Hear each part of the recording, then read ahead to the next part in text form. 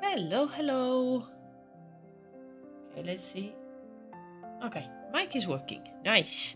Hello, guys. Hello. I have my party hat on for the anniversary of live streaming. Yeah! Celebration. Oh no, Arcade, you twisted your ankle. No. Ah. Oh, I'm so sorry to hear that. Hope you have some ice and you can rest as much as you need. But yeah, hello guys. Hello Arcade. Hello Hungry. Hello Miraculous. Hello Gable and Goblin over on Twitch. Hi guys. Yay, happy anniversary everyone. Oh, so nice. I mean, this was I think the best way to celebrate such an anniversary and having a cheeky extra live stream. Okay, I'm just doing the usual and checking if I have everything that I need. Okay.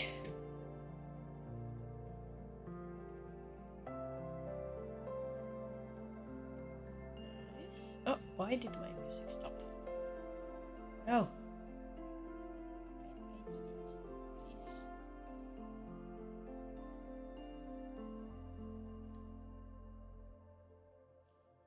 No.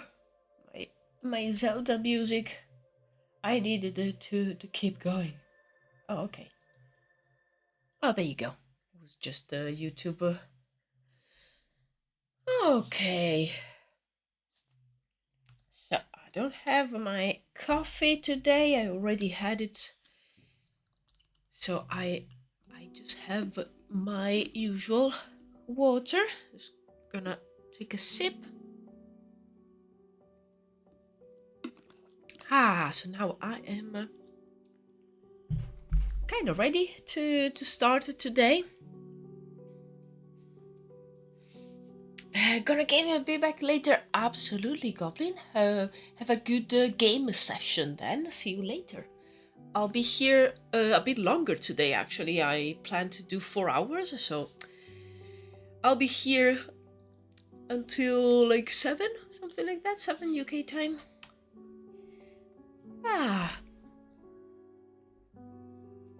Okay, so I'm taking a little bit of a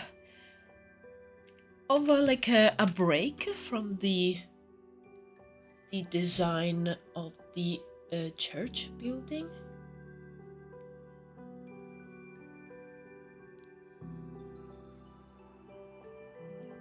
Okay, I prepared these reference board this morning with a few ideas for church members, even though like today I will probably also do some like storyboard like sketches for ideas for the video about the Church of Right. So that's the plan for today. You prepared your old work about the Church of Bright acolytes. Yeah, these are the illustrations that the concepts that I did. Like this one is an illustration. If I can I please? Just get. Okay, sorry, I'm just having a trouble navigating pure ref. But yeah, this one is an illustration that I did. Oh, it says right here, 2021. And this is it was supposed to be like a sort of high rank priest or priestess of the church. I still like the general design. I think I will probably change a few things, but I still like the vibe, and these are the concepts of like some of the church members. Again, I still like them. I might experiment with a few different designs, but especially the colors, I think they will probably stay basically the same.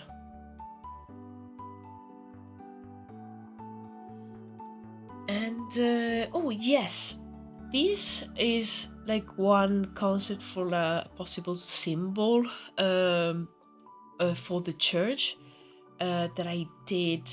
I think it was a couple of months ago. And yeah, I really like the idea. I still want to try and do a few variations, but I still like the idea with the mask and the different faces. It was really fun to draw that on Procreate with the symmetry activated. That's really satisfying for these kind of things. Okay, just trying to.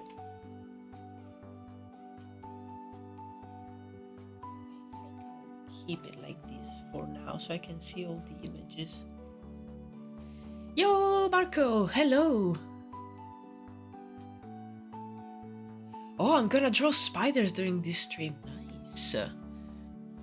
That's an awesome mask. Thank you very much. You always know how to draw a very uncanny face. That's my special. That's my specialty. My secret power. Drawing uncanny and really unsettling faces. But yeah, actually, think I'm going to also open Obsidian because yesterday I was writing. Yeah, was it yesterday? Yeah, it was yesterday in the morning. Yeah, I was writing a few things down. I put down ideas for the church on one of my journals, and the other day I was basically just copying everything on Obsidian, so I have it here. Oh, hello, Marco, on Twitch as well. Happy anniversary, Druids! Yay! Uncanny faces, yeah, exactly, Arcade. Well done there.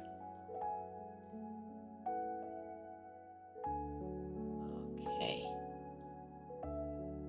So, usually when I work on the images for a lore video, I will at least have maybe the first draft of the script. In this case, I don't have that because I'm still writing the actual lore of the church. So I will probably start with just putting down a few ideas of some storyboards that I want to draw of scenes that I think could work really well in the video. Because even though I don't have a script, I roughly know what I might need.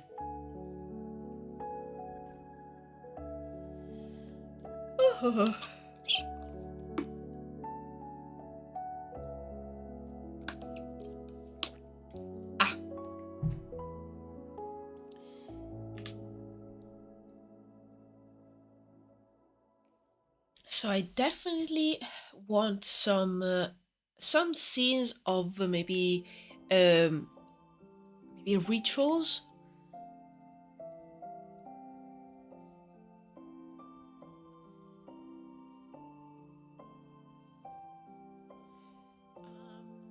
Inside.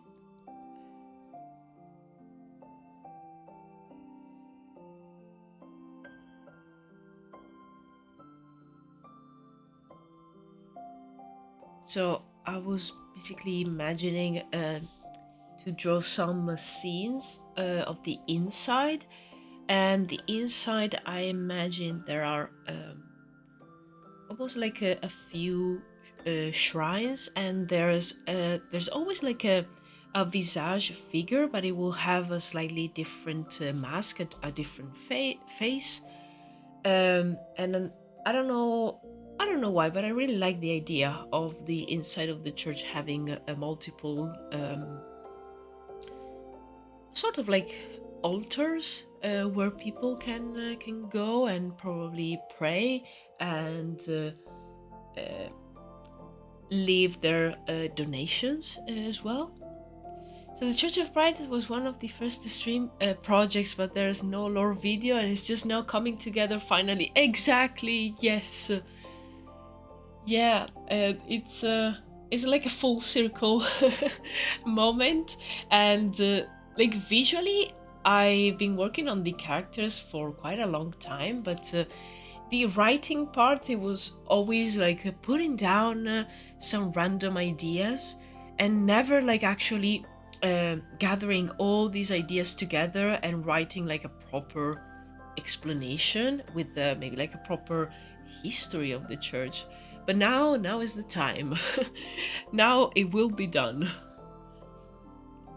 So yeah, I haven't realized that yeah, it was one of the first things in the streams, and after 1 year, we are finally getting a video explaining these faction, let's say, properly.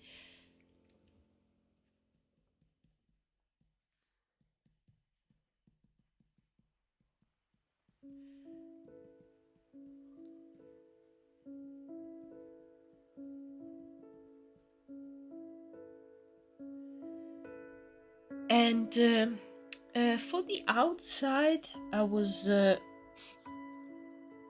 visualizing some kind of almost like a opening, or like a large space in front of the bigger churches, so the people can gather.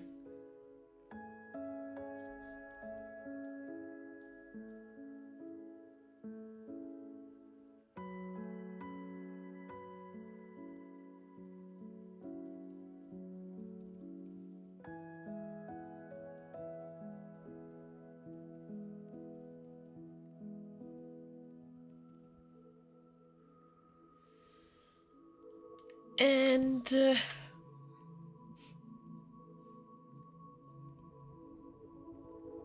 probably other scenes are also for the daily routines, the daily life of the members of the church.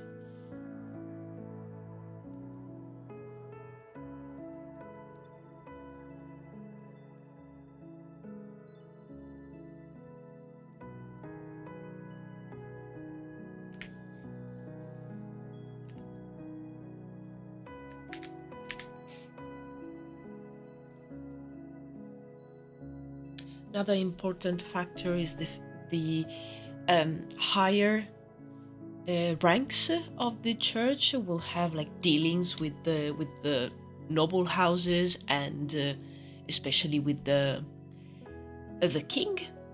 So probably I can definitely put together a scene for that.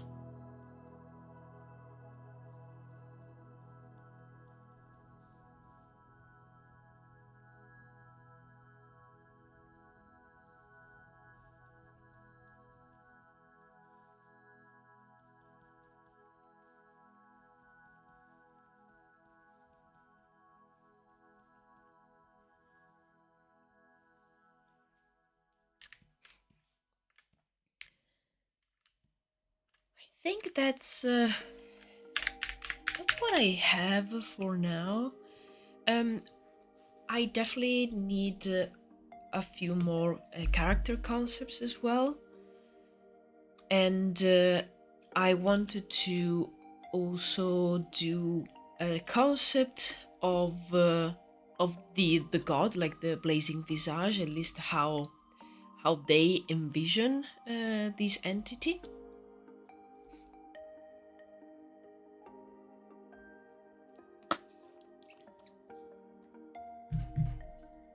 necromancer nobles. Probably.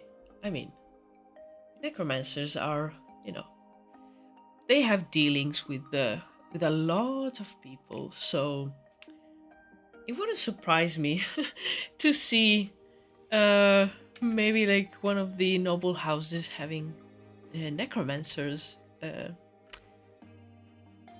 between like their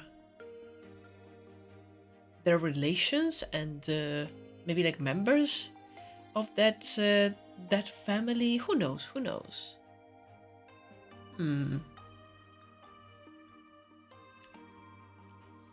Okay. As usual, the first few sketches will be a warm-up. The one that I was imagining, I was thinking about it the other day.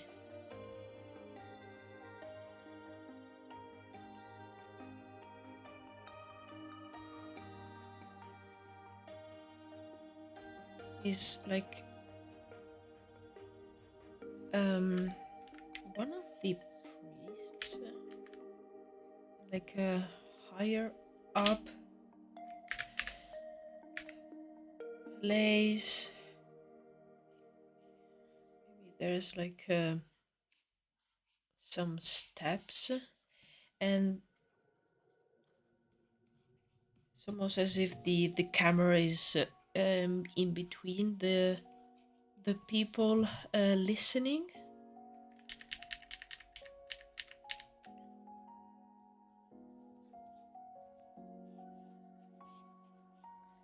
So let's see if I can sketch that out to see if it works.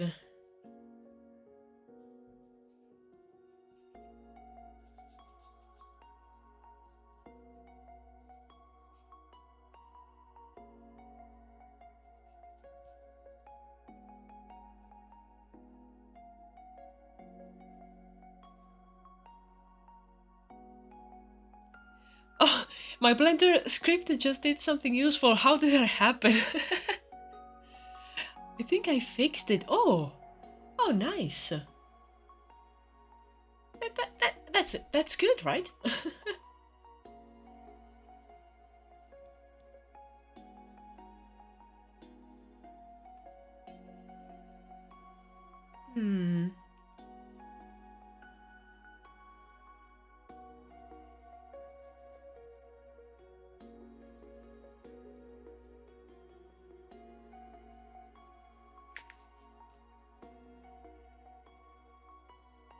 I think something like this could work.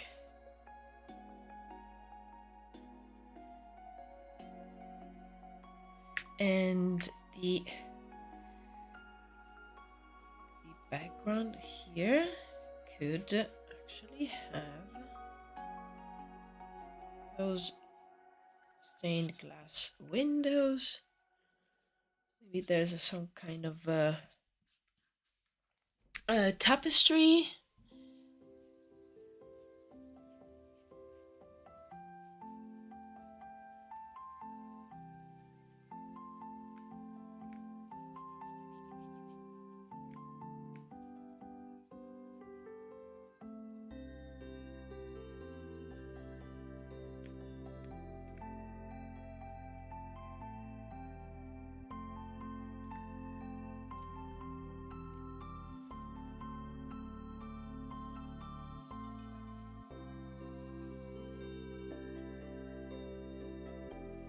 Yeah. Okay, yeah, definitely. Something like this could definitely be you. I'm using definitely so many times. But yeah, a scene like this is so useful for the video. Also, I just realized that I started right away, and I didn't say thank you again to you guys for the card. Oh, for anyone who isn't in the Discord server and didn't saw, some of the very kind folk here, they did sort of like birthday card for the live streams. for me, and it's amazing, and I'm going to print it and hang it on my walls. That's a fact. Like I am going to do it. I just bought new ink cartridges for my printer, so you guys can't stop me. But yeah, I mean I am still like speechless. And yeah, I wanted to say thank you again and say it like properly. But yeah, I really appreciate the time that that you guys put into making that. It's so nice. I don't know what to say. As I told you, I'm like, what? I'm super speechless.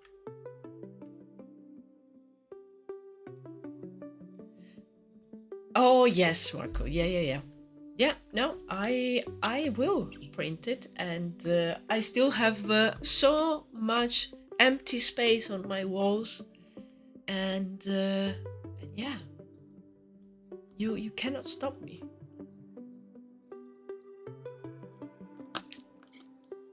Oh, thank you, Miraculous.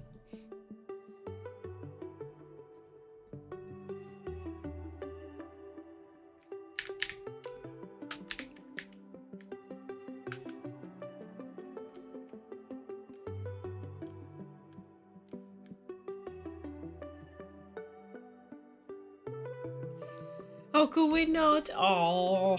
Oh, I'm so thankful. I don't even like know how to say how much I appreciate it. Like, oh, but you guys know it.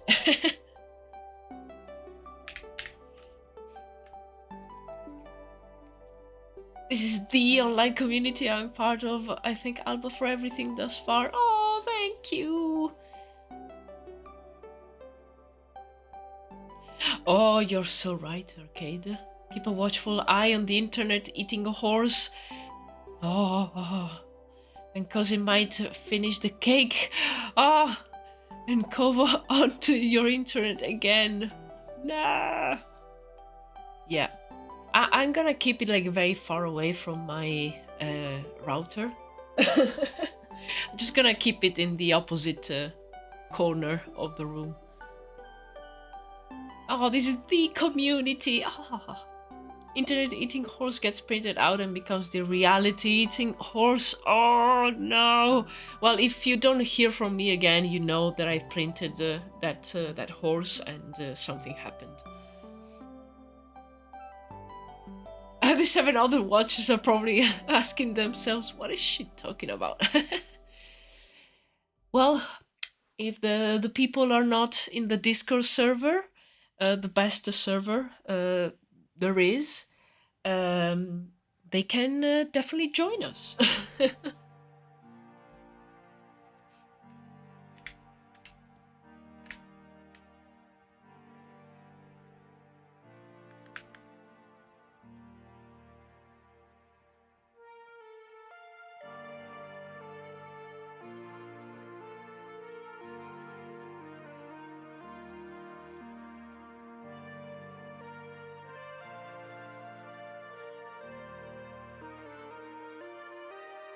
Oh, thank you, Marco. Yeah.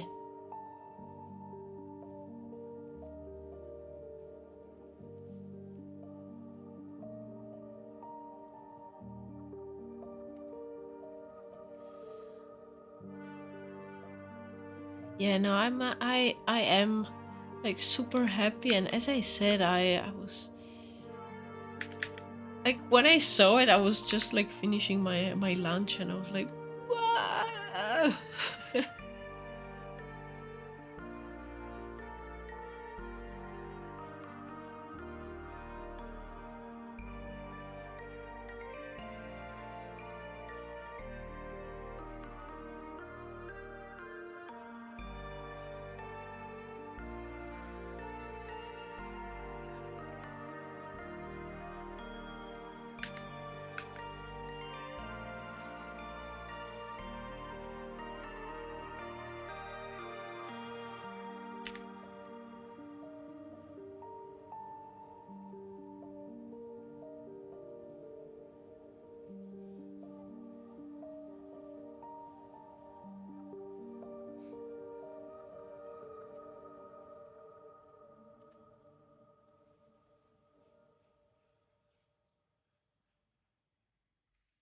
trying to figure out a sort of like an alcove or something. I think I want something a little bit more interesting, shape-wise. Maybe I can do a simple one for now.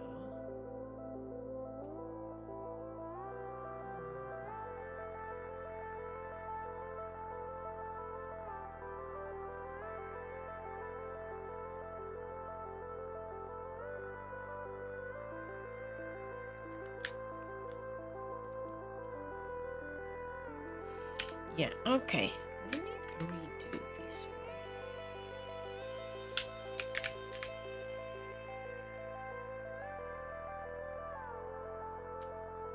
Oh, hello, Kanna.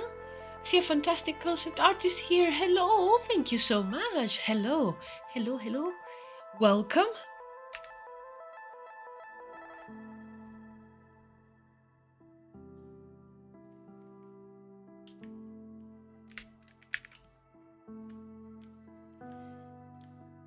Okay, I have the idea in my mind. Just trying to understand how to properly do it. I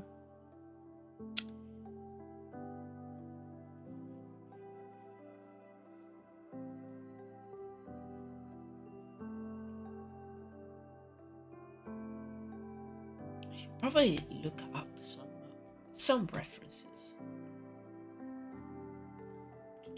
Let's see.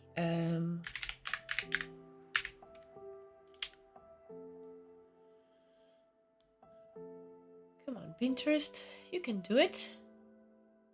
All right, something like this. Which century are you painting? I love history. Oh, I love history too.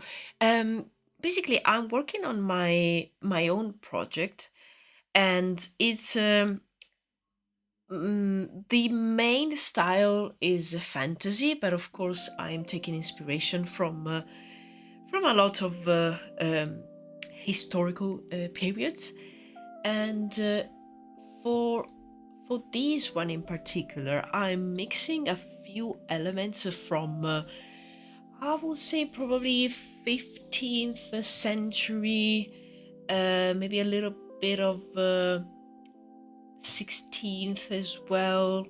I'm doing a little bit of a mix, and I'm also like pushing a few things of the design a bit forward in terms of like the level of technology. Just to mix a few things that I like, to try and make something different, let's say. But the main inspiration is probably the 15th century.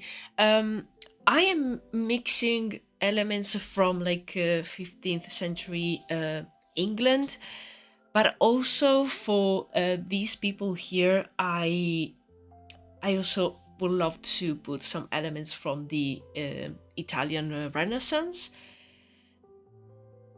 So yeah, a little bit of a mix. In the past, when I was working on this project, I used to like be a bit more like closed with my selection, and more like it was more related to historical references. While now I want to play with ideas a bit more. That's why I'm giving myself the permission to mix and match and pick things from different different historical periods, and even like different places, of our world, to create something that uh, it aspires to be original, even though of course you will have like references from stuff that already exist. But I think in its own way, it's different.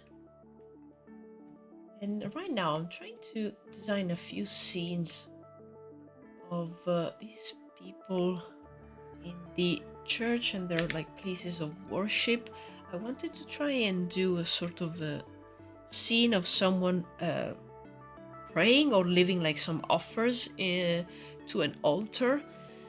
So I'm now checking some references to see like some real world altars from many religions. Yeah, to see what could work in this occasion.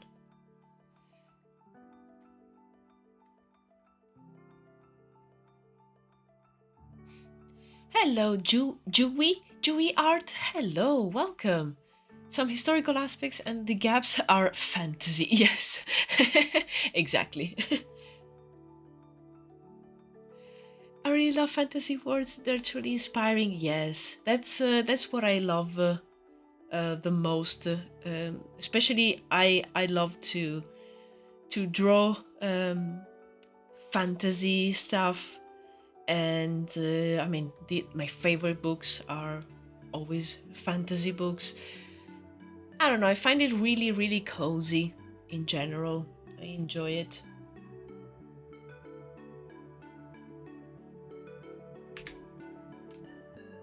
Okay, you know what? I changed my mind. I'm just gonna do something different. This one is actually like, it's not too bad. It gives the idea, so let's keep it there. And now I'm just gonna try and do some sketches of possible like either like some alcoves inside the church,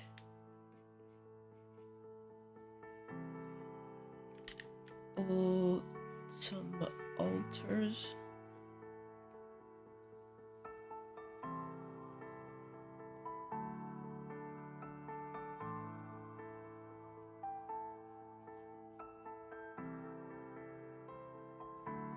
So I'm still kind of like warming up my arm, so I feel a little bit stiff. So let's actually not do it in perspective. Let's do it from the front.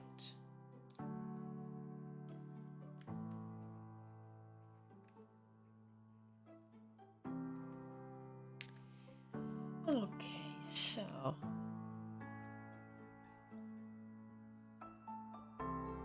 there's some kind of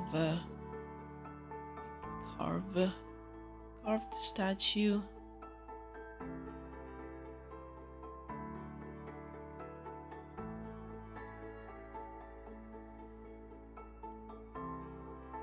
The figure of the god.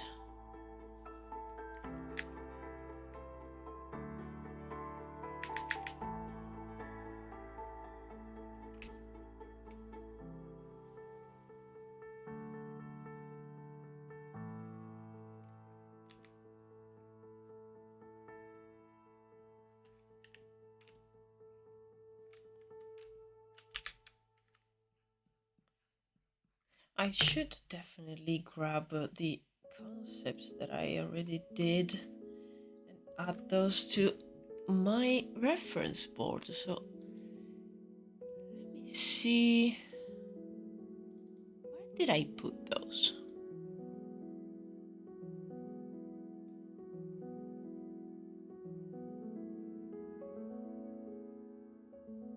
Oh, right. I also had these concepts for these other statues. These will definitely be very handy.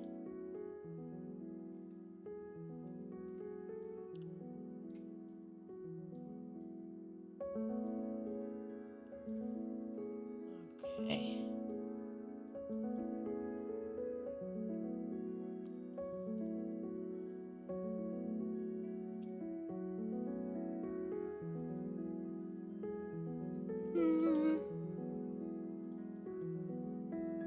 Oh, there you go. Found them. Okay. So these are actually some sketches that I did years ago already. Yeah, yeah, I think it was a few years ago, and this is supposed to be the the spirit, like the god, the divinity that this church venerates, or at least how they represent it. I'm still I still have the idea of actually having this being just the way that they see it, but actually looks different. But yeah, it's an entity with like many faces, and it's able to basically choose the face that will work better to communicate with you, and often is maybe like someone that you know, or just the best expression, the best type of face that you will find maybe more reliable. Just gonna save this one before I lose everything.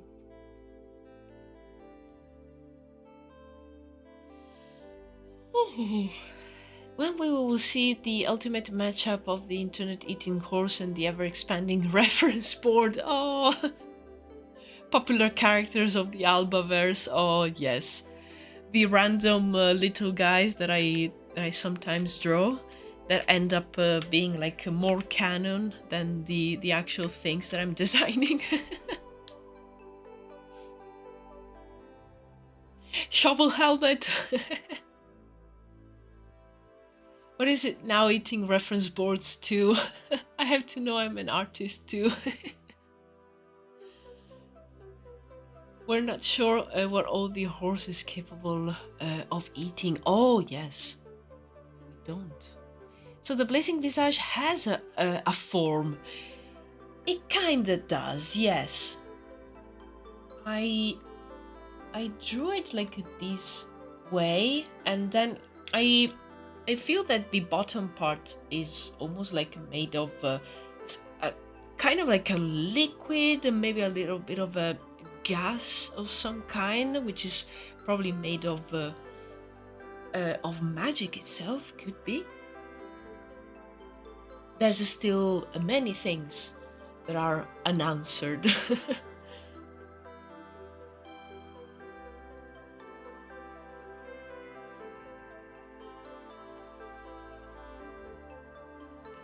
Okay.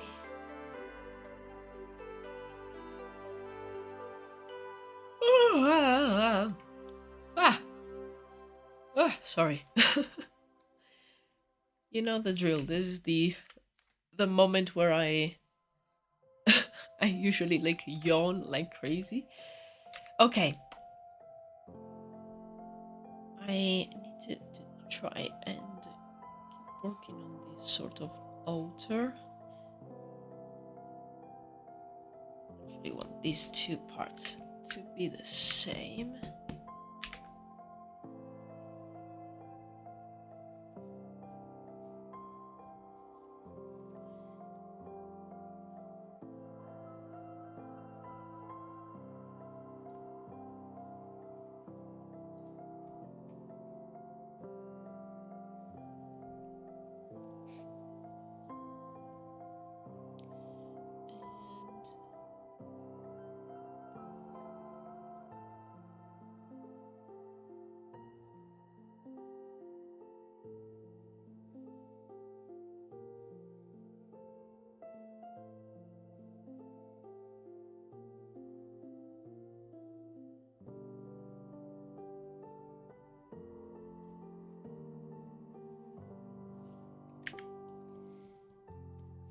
This probably like a sort of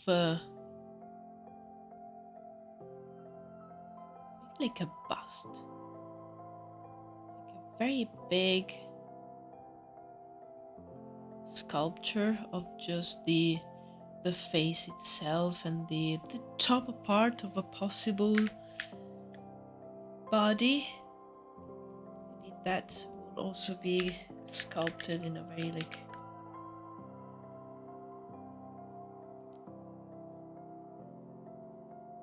strange way. Maybe like trying to mimic some kind of tendrils.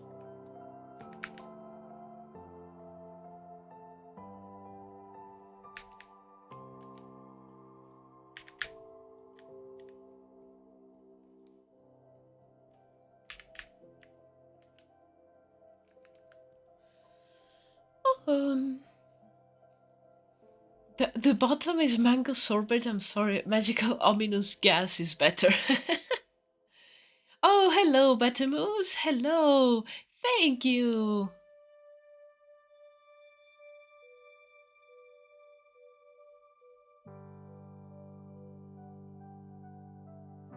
Thank you, thank you. Wait for all of you artists here. Yeah, exactly. Like there's many of us. There are kind of like creative people in yeah, different ways. Like drawing, painting, writing, 3D. We all do like very different things. This looks like a creepy alien. I don't like it. Like, no. That's not what I want.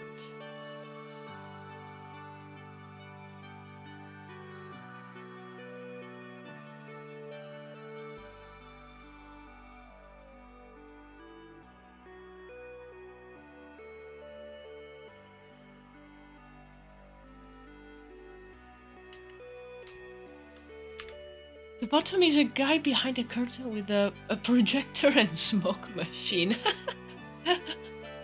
Yes. That's the description.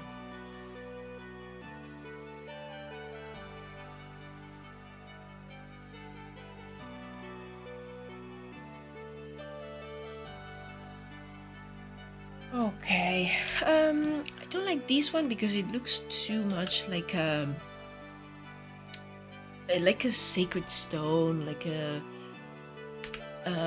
menhir, and that's not what I want for these guys. That's more closely, more like closer to the druids. So I want something different here. I'm trying to find a way, like something interesting for these altars.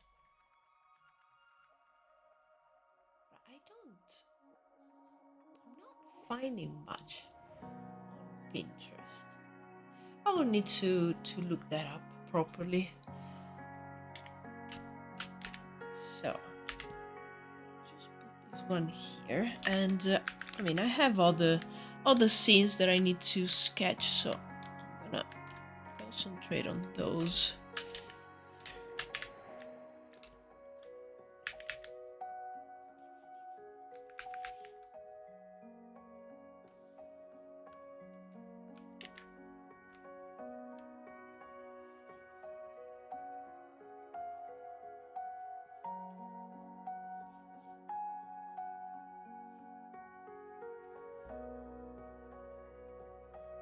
What if the altar is one big swing?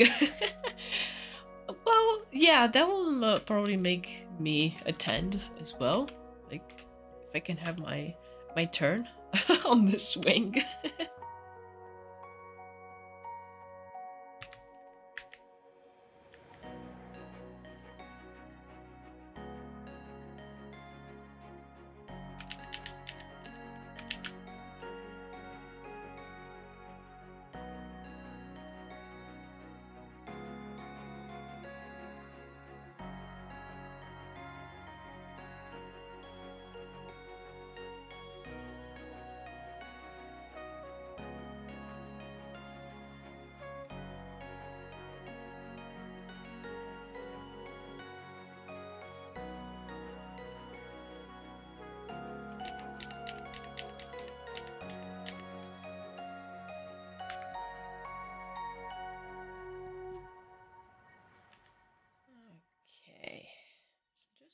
to imagine a scene that's actually right outside the church. Maybe the big doors are even like open. I think these guys should be smaller.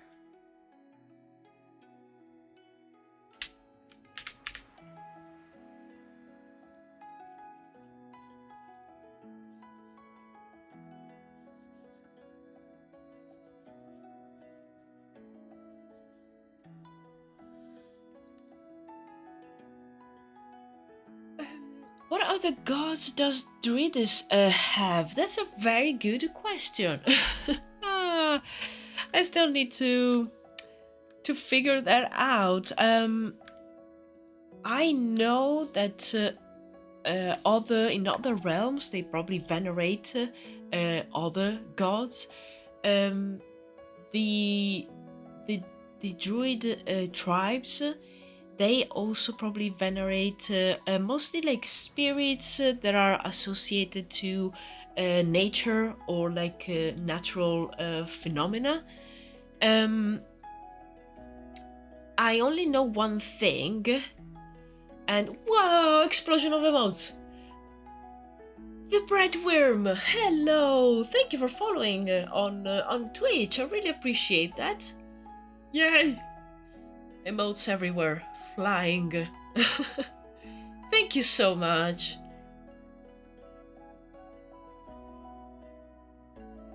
Hey, I have a Tani here. I love to see you draw. Thank you so much, Tani. Thank you. I really appreciate that. I appreciate that you stopped by. Hope you're doing well. And yeah, again, thank you so much.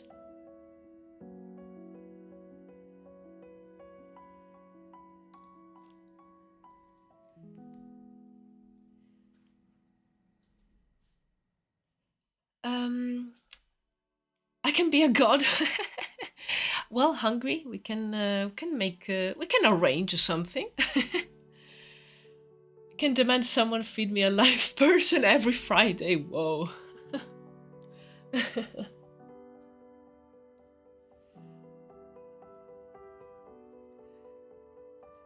But yeah,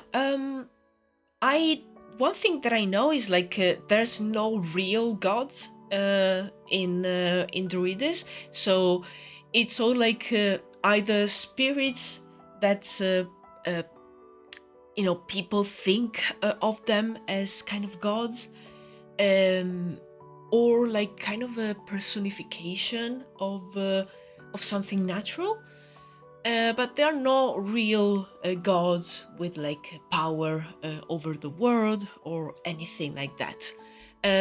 These spirits that these people, like the humans from the realm of Tevwin, the spirit that they call the Blazing Visage, is a very powerful spirit. It's like kind of like a trickster, but also probably kind of evil. There's other spirits that are very, very powerful, and they are actually dangerous, and they are, pure evil. Let's just say that Visage is also like a bit probably chaotic, and yeah, it's not a good spirit. Definitely not. Oh, Druides is looking so good. I've seen some of your lore videos and you're building something incredibly rich. Thank you so much, Danny. You should put together a book or something. Yes, that's the goal, definitely. An art book and a game as well. But yes, definitely an art book with the story and everything. I will love that. It will be sick. I agree. Love a problematic spirit, exactly.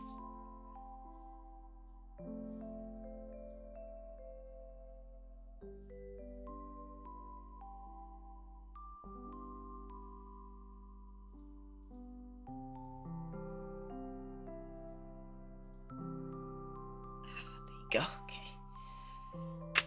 Ah.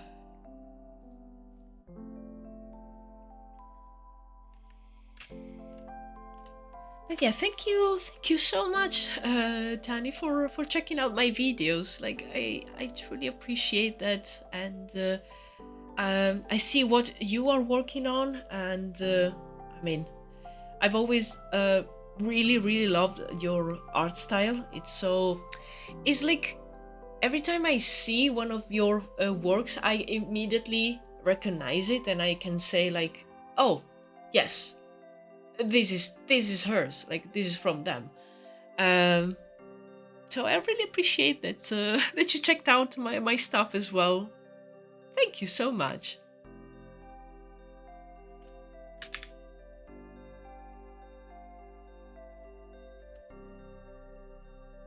I actually wanted to.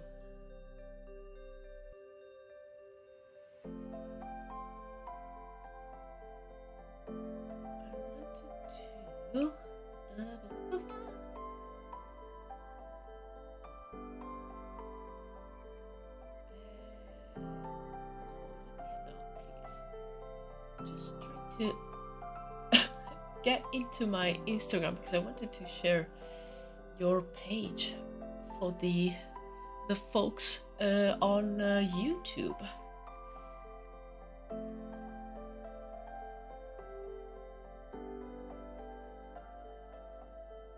Ah, okay. Oh, okay.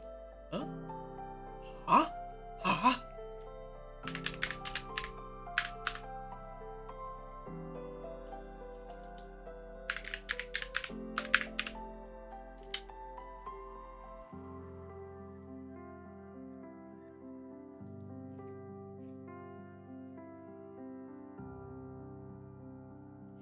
I'm working on it with you on the background, so chill. Oh, that's amazing to keep you company while you're working.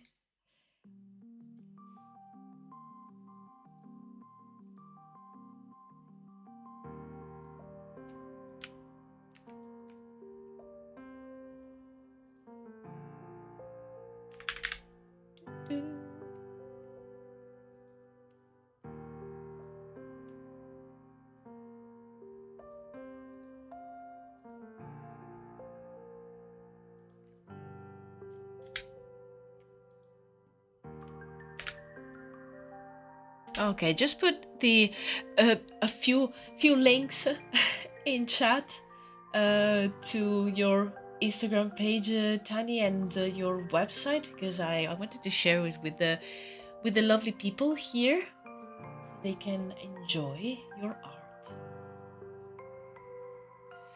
Oh, Marco, I have a question about the spiritual realm. How about reincarnation? Oh yes, reincarnation is very important for the Druids. They believe in it.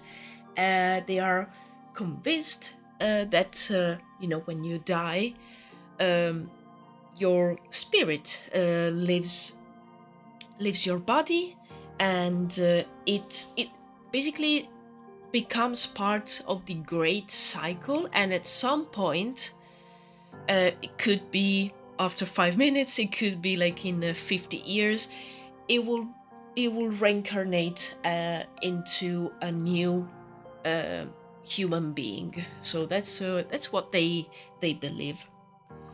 You're very welcome, Tani. That's a very good point, Arcade. Marco, have you not binged the lore videos regularly to know the ins and outs of necromancy? Yeah, in fact, in necromancy, like the concept of it is actually like interrupting this kind of this a sacred cycle, and trap the soul to force it into either again its body or another one. So it's the goal of the necromancers is to be able to bring someone back as they were before passing away. So if a person has just died, they would like to be able to trap their soul and put it back into that body. Also, probably using magic to, in some way, restore the body if it was damaged, or just make it live longer, so the body doesn't it doesn't like degrade, it doesn't go bad, let's say. So they are trying to find a way to cheat death and be able to bring back people, and also find a way to live longer, but also conserving, that's the word, conserving the body for longer.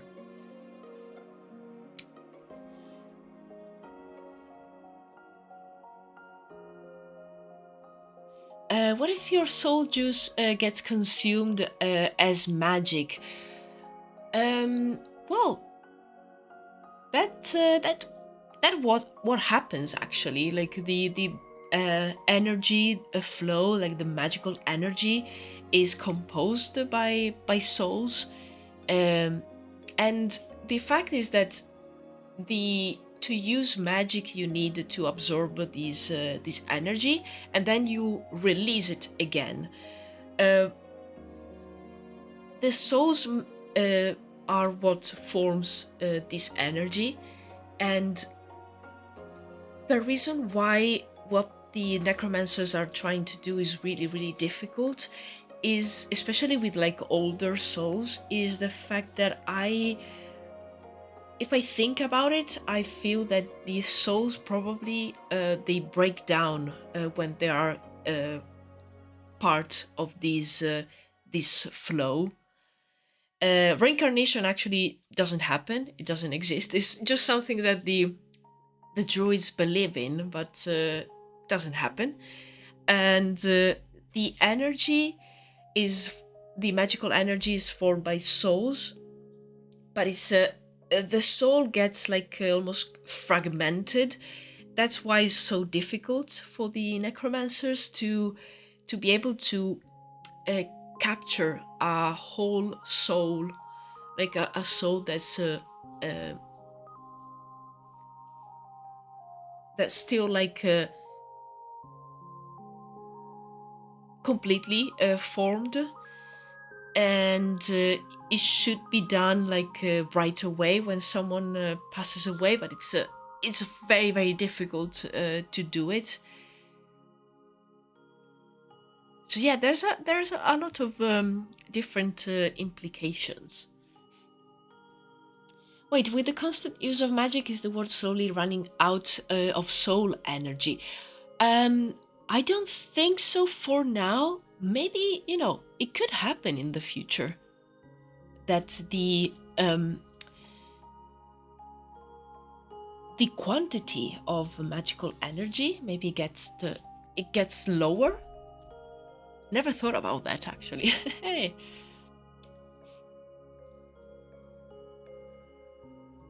Can you go from magic back to soul? Yeah, in like you don't form a soul again. Yeah, I really like the idea of the souls. Basically, once they leave the body, and they actually go into the magic flow, they kind of like break into pieces. I know about it. What I was wondering is, if you retain your self-consciousness, your knowledge, your ideas, can you be instrumentalized? Can you be used as a looping, sacrificial golem? Oh.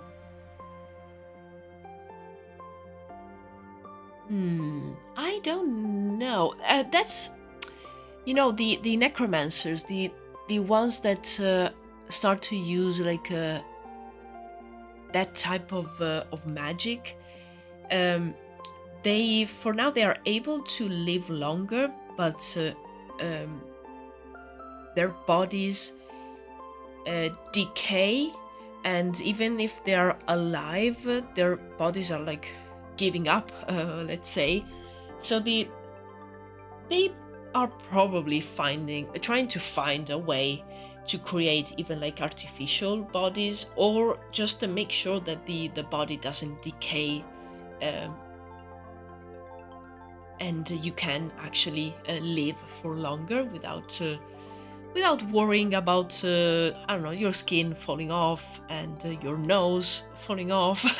You know, the usual. I have a question for Marco. When are we doing Unblessed question stream? Oh yes, that's a very good question. That opens up a really interesting can of worms. How do they view a cremation and or funerals? So the Druids are actually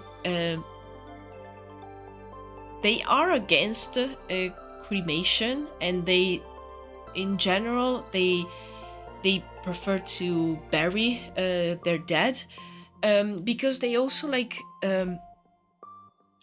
I feel that they believe that the soul sometimes will need a time to properly maybe like leave the body fully, so they don't want to touch what was the home of the soul, and they're also like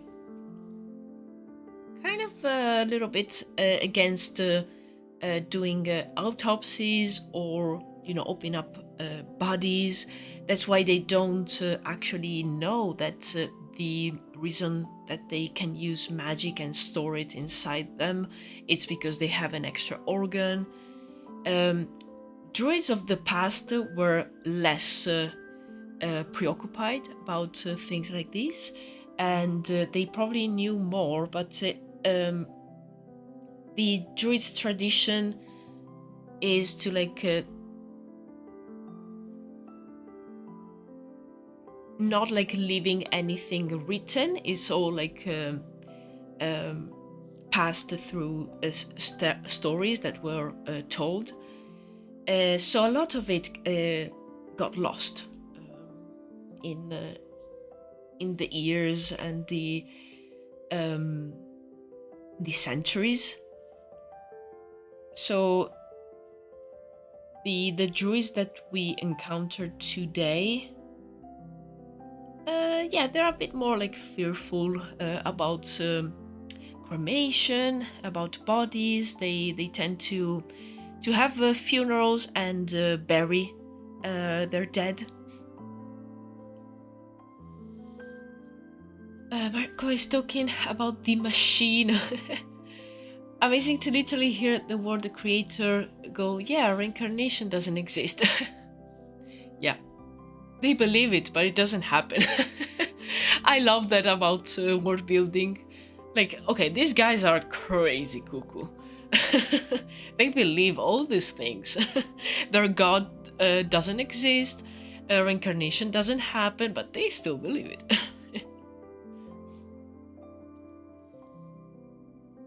Oh, magic industrialization slowly making everyone soulless. What even is an identity? Like, if all your memories and personality are removed during reincarnation, are you really even you? Yeah, that's a very good question.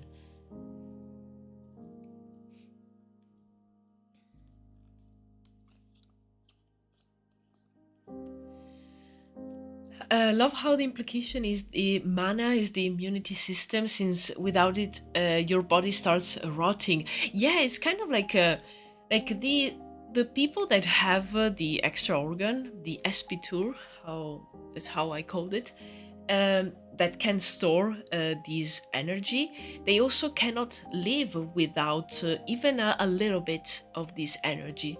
So if there's I don't know, a spirit, a creature, something that absorbs all of the energy from a magic user, they die. Simple as that. Like if they're not careful, even when they are using magic, if their storage is very low, they of course will start having side effects and feeling really unwell.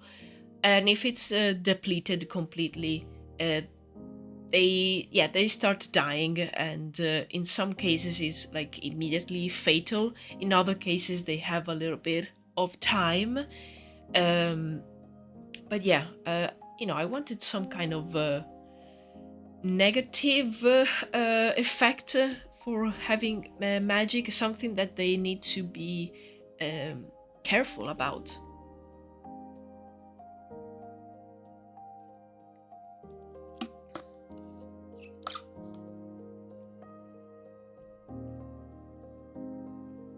The unblessed related streaming will come, guys. Yes, it will come. It will come. We're working on the best way to allow both of us to be there, ready to answer all questions and have a live Q&A directly from me to Alba. Yes, we are trying to find the best way to do it, but it will come very, very soon. Oh, you tell them. Yeah. Tell them, Arcade, everyone should like this stream, or I will drain your souls for magic. Ah, yes. Leave a like. Leave a like to this celebratory 1-year anniversary live stream. It's the anniversary of when I started live streaming for the first time. So it's a celebration up in here. So you should leave a like.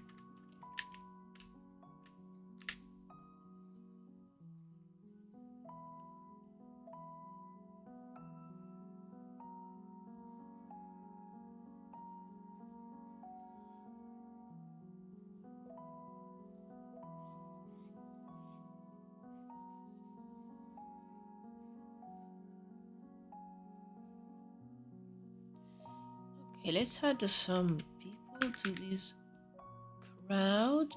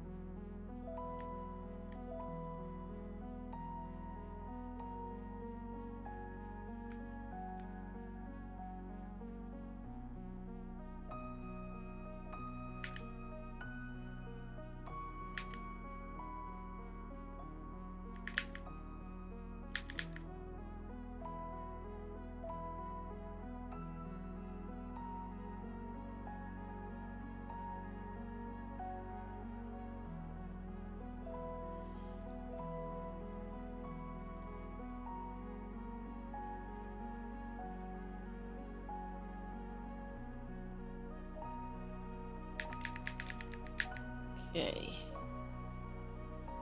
These scenes with the crowds are so difficult. Especially like the perspective and the proportions. But again, here I'm trying to put down quick ideas for the video, and then I will probably use some 3D with my usual like base model of a guy that I place everywhere for, to know the correct proportions of things.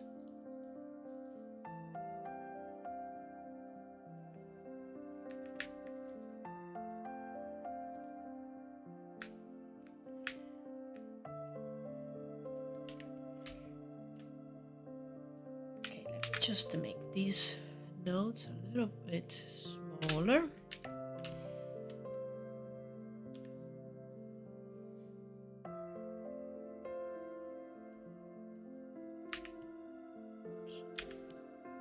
Separate these two.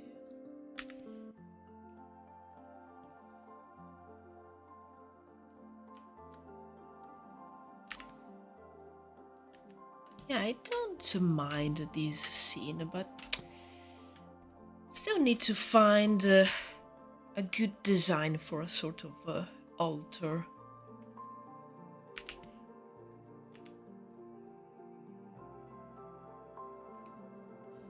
them as shadow people is so eerie. Yeah. Yeah, they look like, I don't know, ghosts? Spirits? Without expression, without features.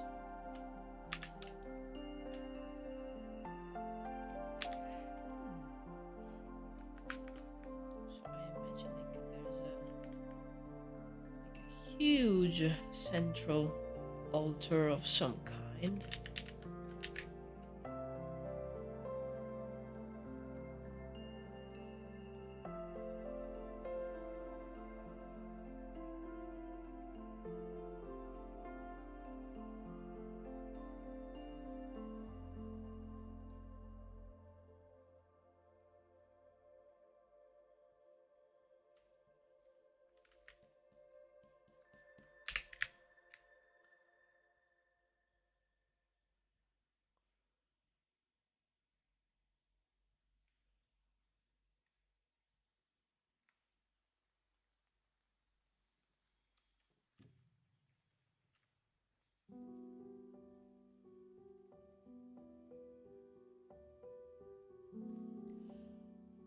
This is how events look for me, because I get tunnel vision, so everyone's blurry and sort of not there.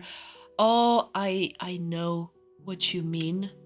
There's those moments where I'm like surrounded by people, and there's like a proper crowd, and yeah, I start like seeing almost like just the moving shapes. I wouldn't recognize anyone. Imagine a room full of people who are not people, and you are the pastor, the only human. Ah, being a pastor will be the best option, I think, because you can rely on a higher power.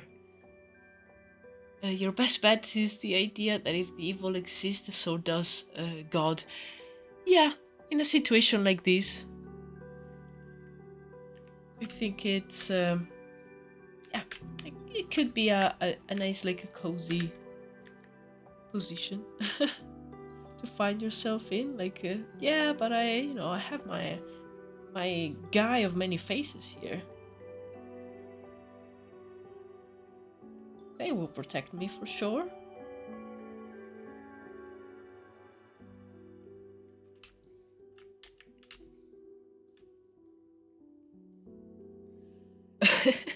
That's a very good point. Then again, why are you in a room of shadow people if God is on your side? Yeah, good point.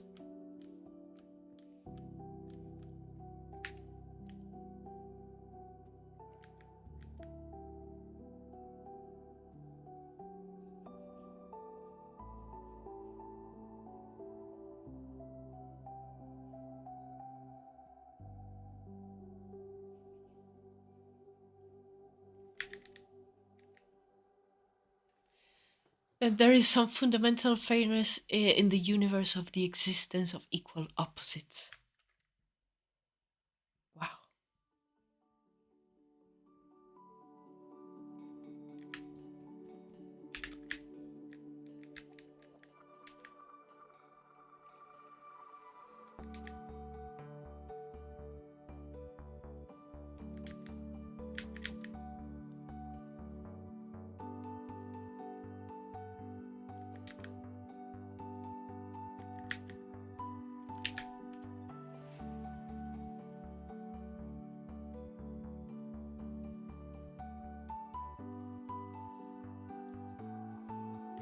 Oh, I just remembered that I don't know if I told you guys that a few weeks back I recorded an episode of a podcast with the Bracken Bard. And actually, my episode will come out, I think, next week. As soon as it's out, I will probably share it in the Discord server. But yeah, he has been doing some really nice podcast interviews with the other world builders, and And it's great, and he asked me to be a part of it, and yes, I cannot recommend it enough. If you haven't checked it out, I believe he podcast. There you go. Yes. Can I share this one?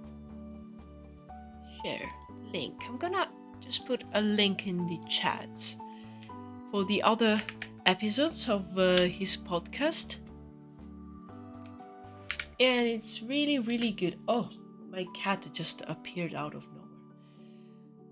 It's really, really good, and it was so nice to participate in it. So yeah, nice. We're also working on other collaborations with the guys, the Brackenbard, Cryptic Galapagos, and Winter. So the guys from the other collaboration video I did. And I know it's going to be super, super fun. And my cat just opened the door and came in.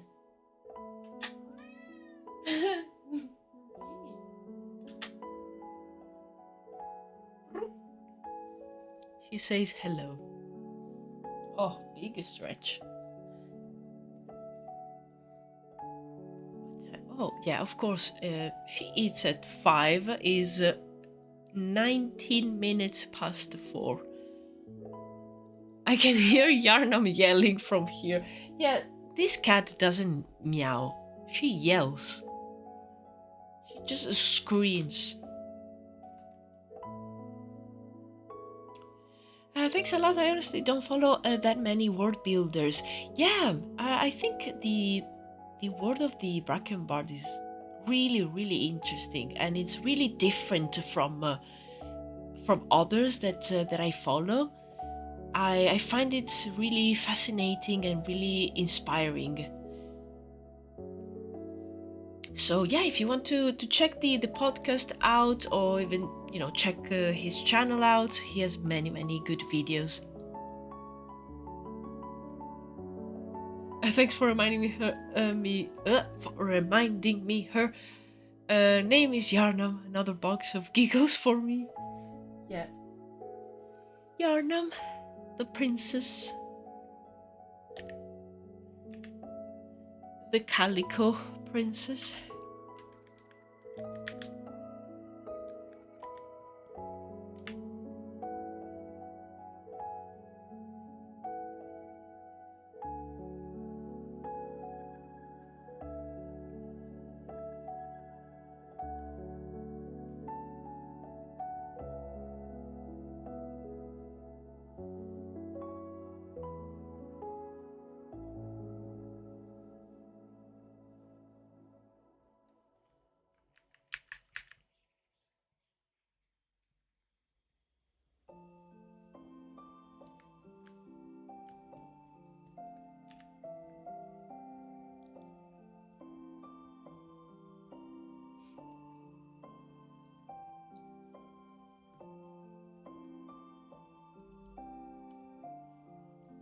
I was trying to remember it and think it's Yarn Ham.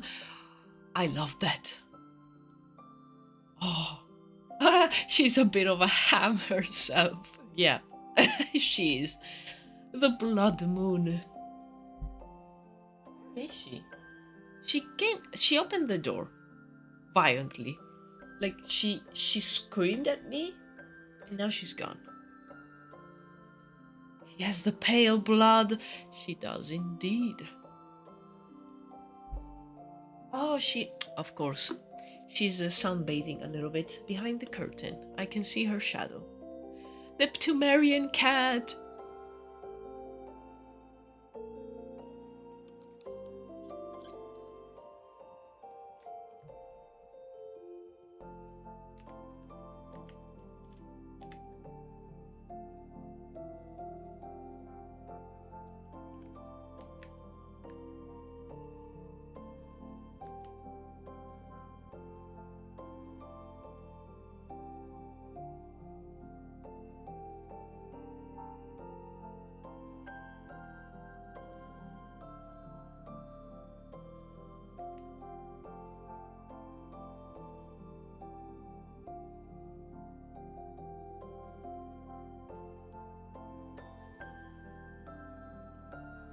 Yarn destroyer of the world, yarn of the ham, the blood of the moon. I'm gonna write that on her vet documents.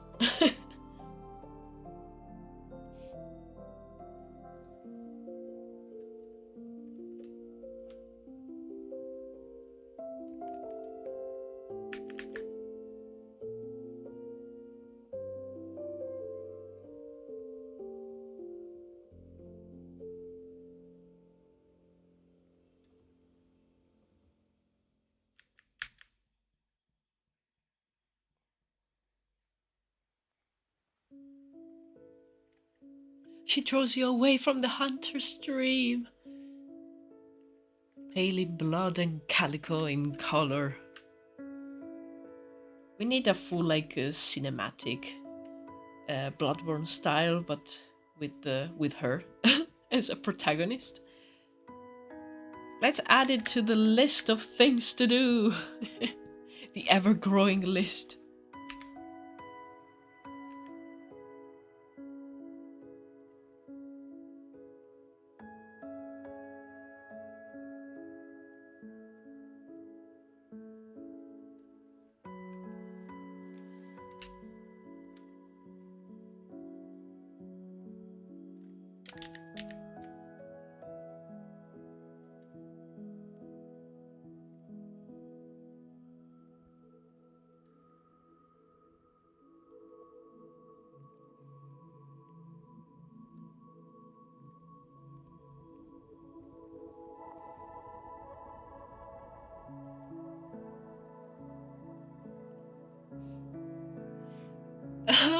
Yeah, funny thing is that on the back of our house we have some sort of a little space to do DIY with many tools and stuff.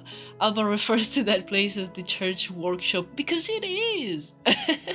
And she loves to go there. Calico Bloodborne for the 10-year streamiversary. You'll have the church workshop. When can I come visit? Oh, yes, that's especially now that it's really sunny. That's her favorite place because it's kind of warm.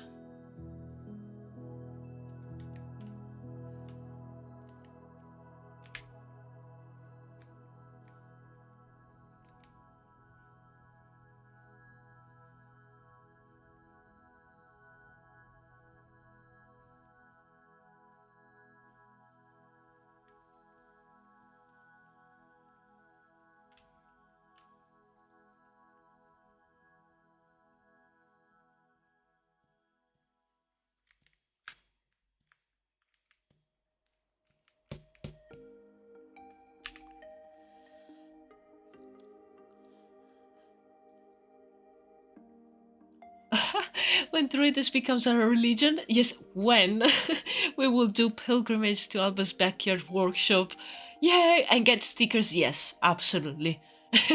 And play the Druides TTRPG that will obviously exist by then, of course, of course.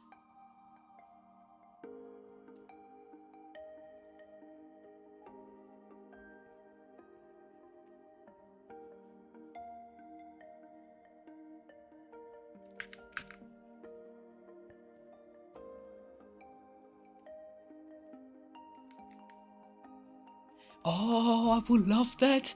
A full 2-day Druides LARP scene. Yes, let's do it. Let's start organizing. Okay, we need to find the location. Like for a full-on LARP based on Druides. Yeah, this backyard is too small. So we need a forest. We need an open space.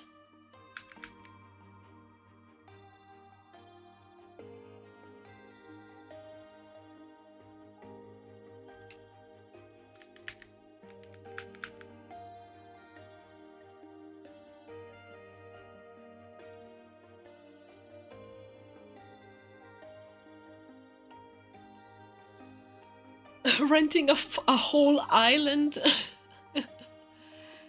Yes, can be done.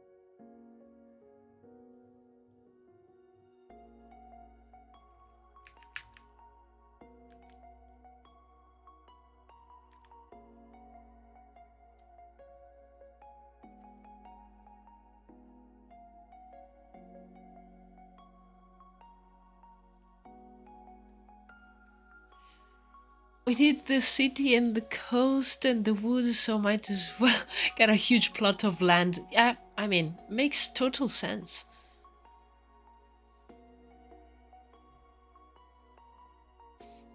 Yeah, exactly, Arcade. Well said. Like, using an island for a huge, like, LARP, I think it's the best use for an island. And, you know, it's for fun.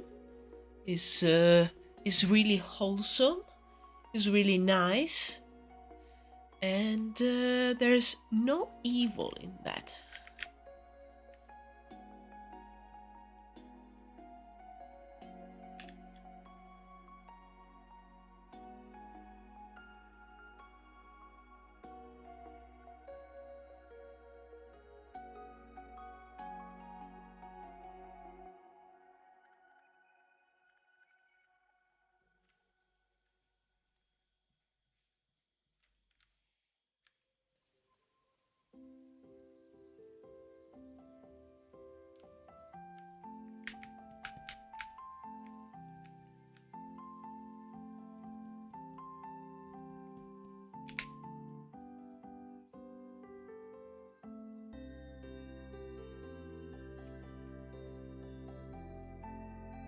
To close my curtains because I like this area where I'm drawing right now. I cannot see anything.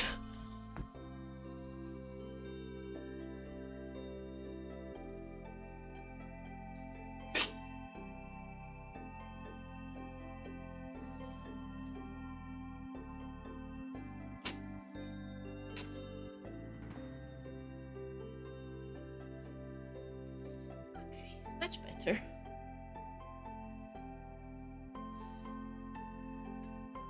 We are in the least fun timeline in real life. Yes, we are. We definitely are.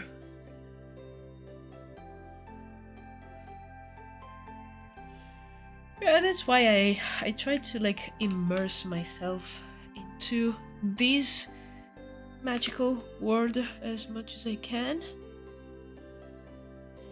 And yeah, just pretend that not even that I live in Druides, but that the most important thing here is to create this humongous project, and everything else is just like noise that wants to distract me.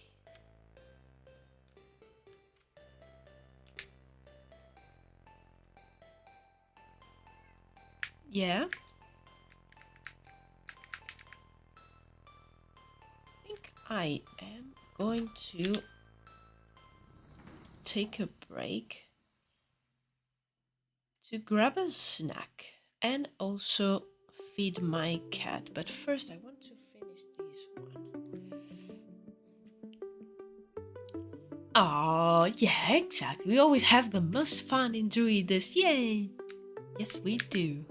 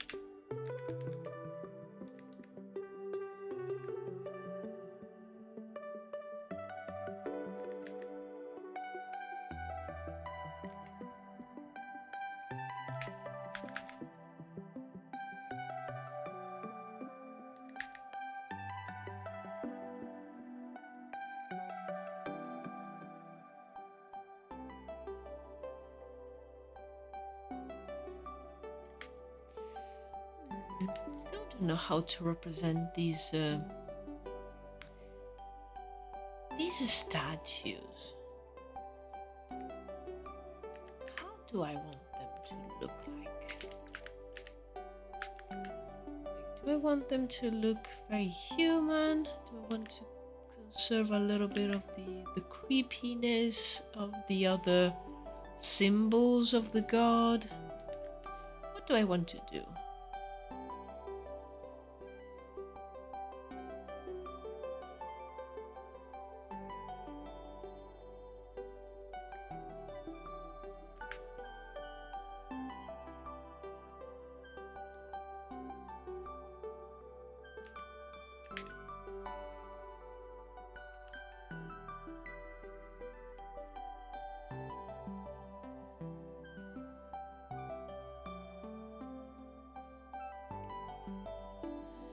It'd be so cool to live in a super advanced future world where you could buy a whole planet, so we could have had a chance to make Druides reality. Oh, yes. Like actually doing world building, like literally doing it.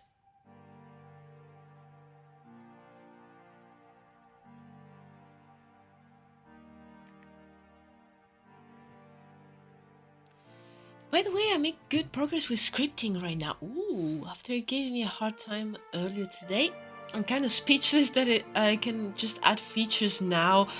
That's amazing progress without anything going wrong. That's amazing, Miraculous. Huge progress. Let's go.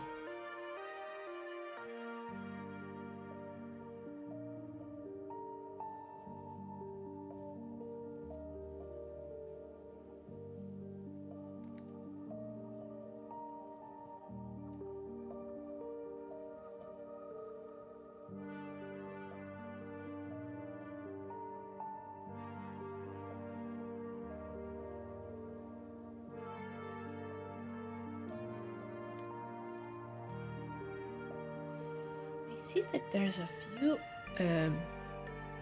altars, like looking on Pinterest, that those are like smaller ones that they have doors to close the altar. The doors have like some decoration inside, so maybe I can do something similar. Some painted scenes here.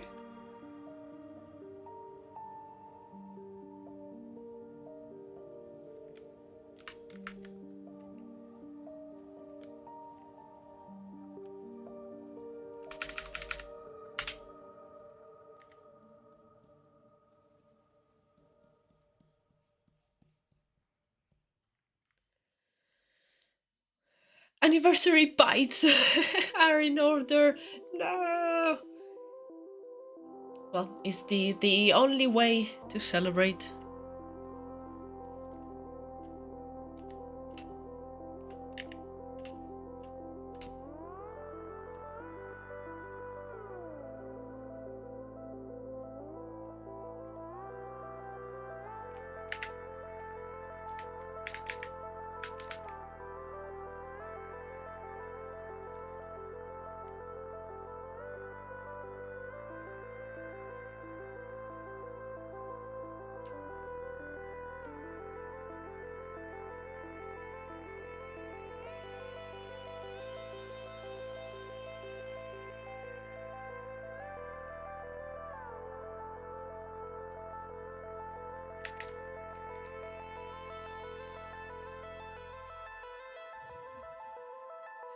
That reminds me of the little shrines that are sometimes found next to the roads in Portugal to pray to Maria as you walk by. Yes, absolutely. I know exactly which ones. There's a few in Italy. Like I saw them like especially in like near where my parents live, but like near to the mountains. There's a lot of these like little shrines. Opening the door to a bust of some dude. Yes, that's the foundation of this religion.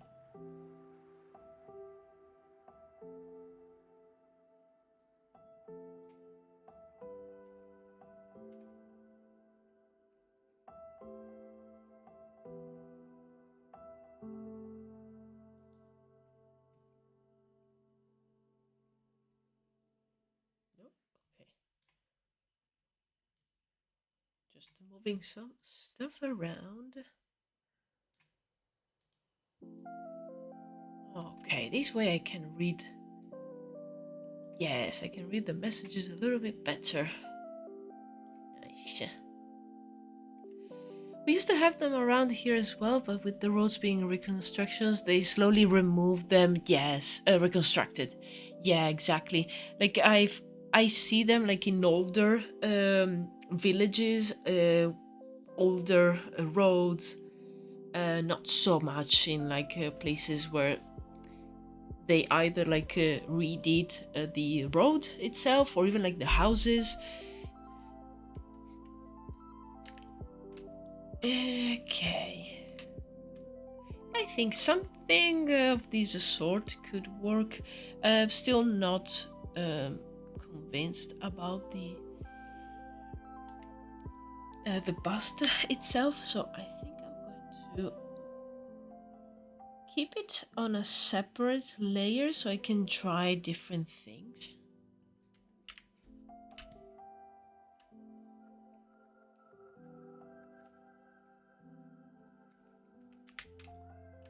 Meow. Yes, I'm coming.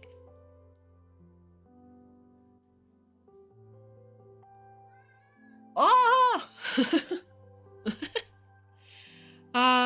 Give me a sec. Give me a second. Maybe it could be something a bit more, not abstract, but more like stylized.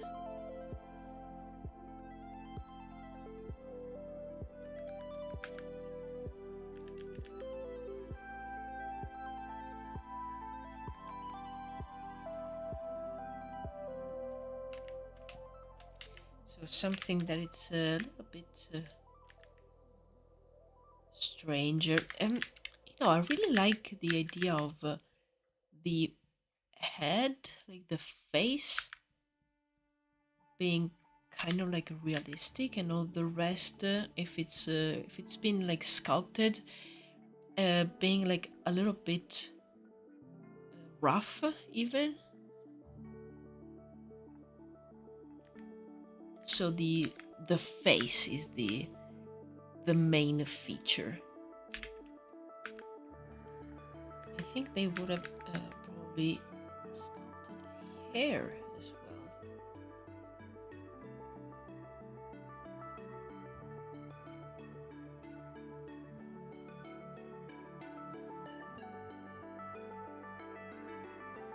So I imagine these small like alcoves and altars. Uh, each of them probably represents some kind of emotion.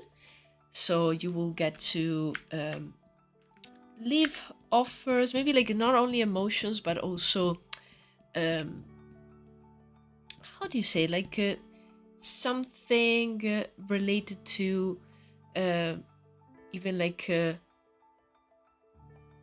um, I don't know how to describe it. Like since you're leaving donations and you're kind of like praying to these altars, maybe they are related to things in your life. So if something like you've lost I don't know, money, or if you've lost actually like someone you loved, there will be like different shrines to pray to make you feel better. Probably like leave donations to actually like try and solve this problem that you may have.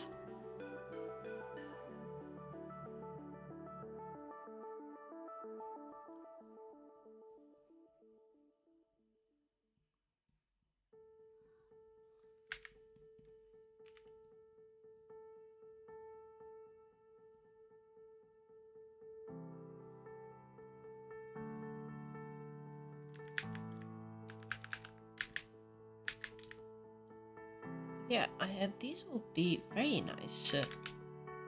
Drawn in like a style that makes them look like they are actually sculpted, but I have no idea how to do that. I will figure it out.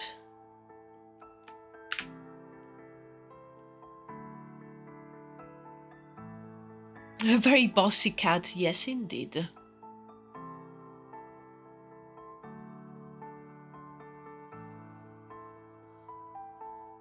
Reminds me of the high wheels from Blasphemous. Yeah. Oh, that's a cool one to look at for some like references in terms of the writing for these kind of things. You're a little faster with the bus than I tell you that. Oh well, I can imagine that doing them in 3D is not easy. I've lost money time to donate money to the money losing shrine. Yes, exactly. I just lost money by donating time to donate more to the shrine. Infinite loop. Yeah, I can see that people will donate even like offerings more than like donations. So offerings could be of even like food or or anything like other consumables, objects in general. I feel that that is what probably people of like lower state will be donating, and the money will probably be from from people like with the higher status in the society. Okay, I think I'm going to take a very quick break so I can feed this gremlin that's trying to destroy everything behind me. And yeah, I can go to the bathroom and grab a snack because I'm slightly hungry. So, but yeah, it will be just a few minutes. Stick around, don't go away. I'll be back.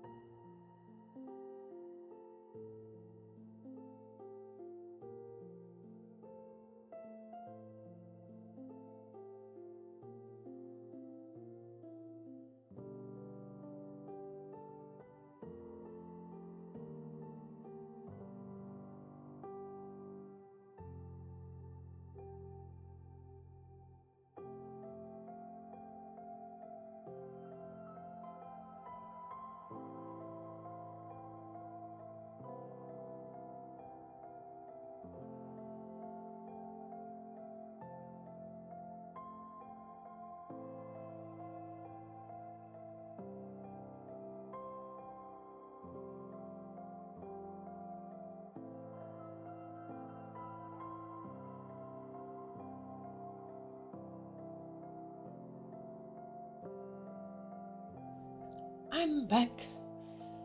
Oh. Ah.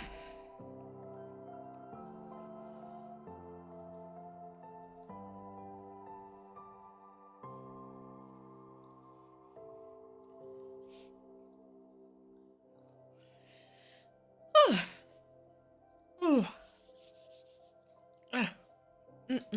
I had a snack, but I'm still hungry. Okay. I must drink now. Everyone place bets on what I will say later. Just trust me with your money. Give money. Oh yeah, that's true, Marco. Yarnam doesn't really meow. She goes ah. Yeah, she goes ah and ah. Would I really expect a cat named Yarnam to make normal noises? Fair point. Poor Alba losing her home to a gremlin. It's always like that.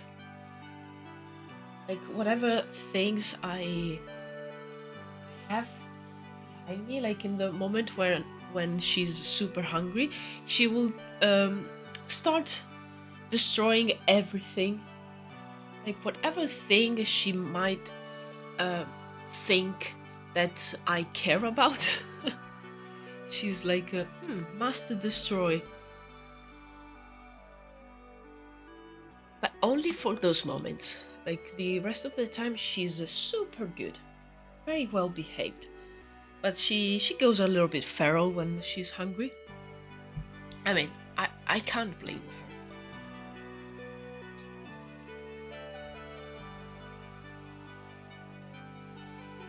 I expect Yarnam to go human, give me nourishment. But if horses live in the walls, will she destroy horses? It's a very, very good question indeed. Seeing like how sometimes she's super scared by tiny spiders, I don't know how she will react to a horse.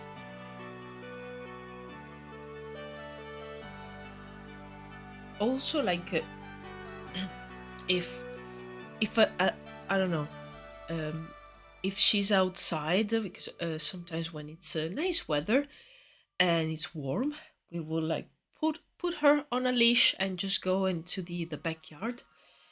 But it happened like more than once that she saw one single leaf falling from one of the neighbors' trees, and she was so scared. She ran inside. She didn't want to come out ever again. The outside world, nature, it's super scary. Like she doesn't want to deal with that. It's too much. It's too much, guys.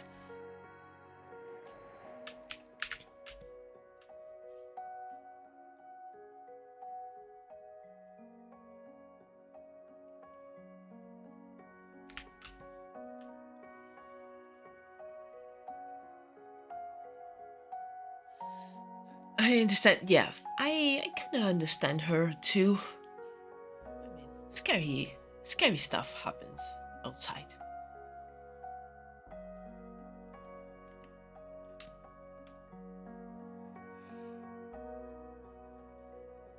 Oh, yeah, I'm still yawning.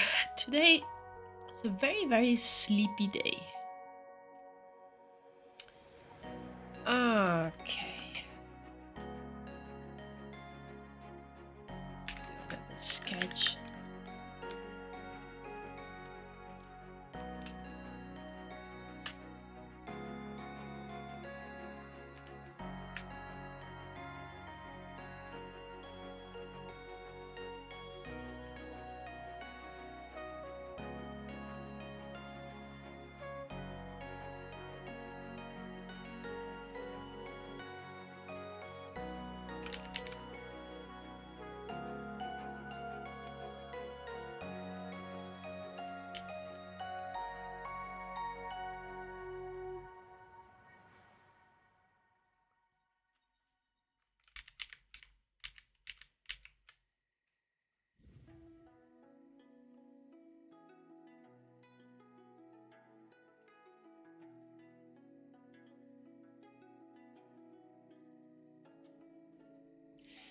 I shall leave for now. Again, enjoy the stream. If I'm not back later, thank you so much, Goblin. Thank you for stopping by.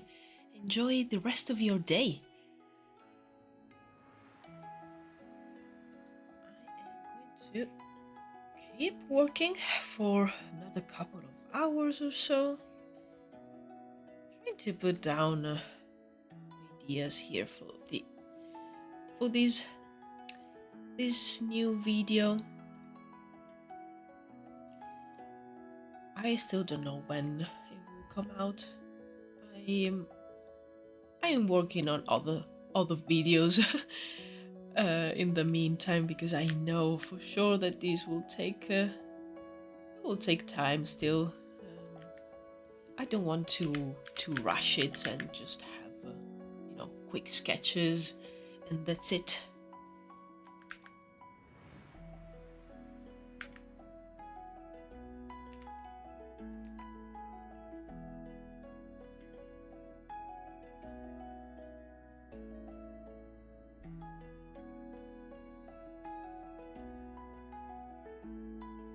I think for the interior scenes, I definitely need to use the 3D model that I did, because it's a very peculiar shape and it's very complicated for me to do it like this, like from memory, especially the proportions, because it's a very big building. I think like the scenes like these are still useful. Just gonna hide this one.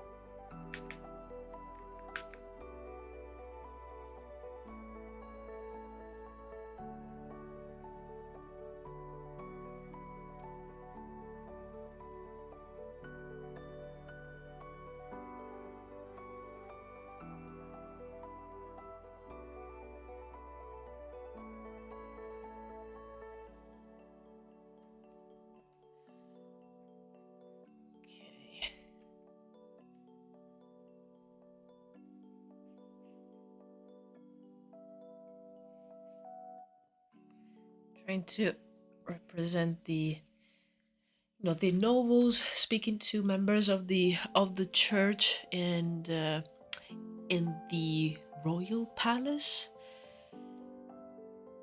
That was another scene that I need.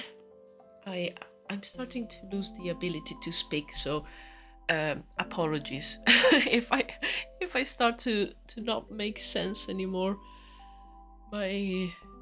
My brain is trying to do a lot of stuff now, so it will probably, I don't know, burn at some point.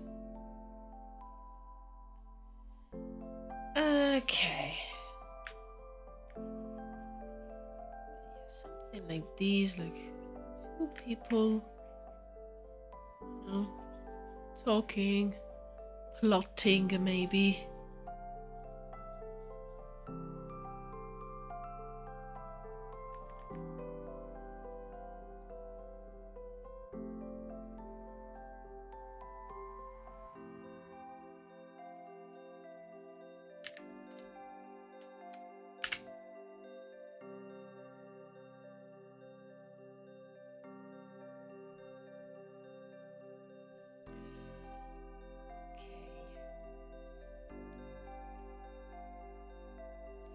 I think I am going to separate the types of scenes here. So we have these ones that are all related to the interior, plus these like first ideas for the altars. Nice. And then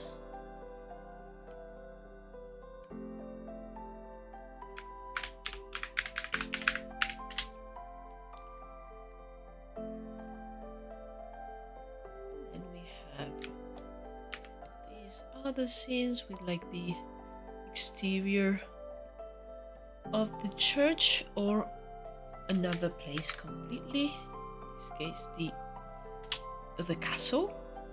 I think I really like these two. Just gonna save. Okay. I think I'm gonna focus on these scenes first. I want to add another one for the theme of church members having like dealings with nobles.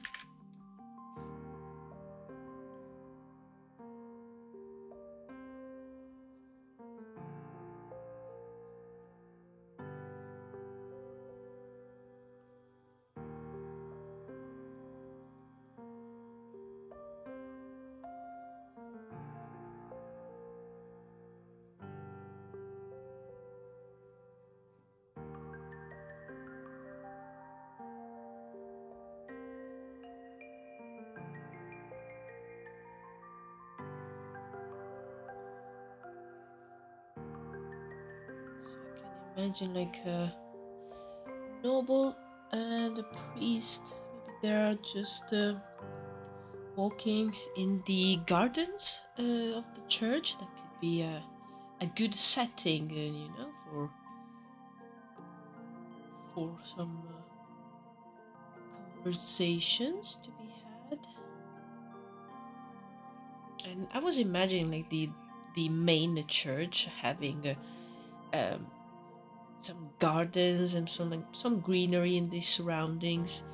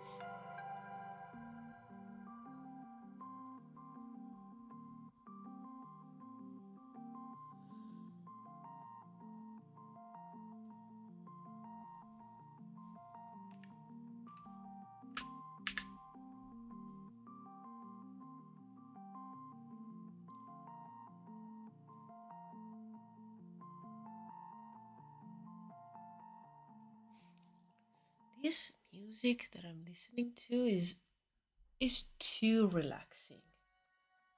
Like a little bit too much. I am kind of like falling asleep. That's not what I want.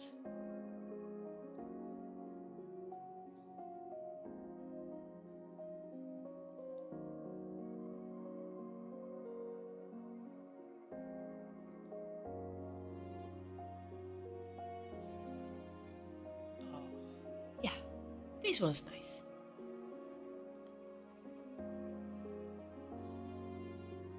Some Witcher 3 soundtrack. Still cozy, still calm, but a bit less sleep-inducing than the other one that I had. It was too much, too much relaxation.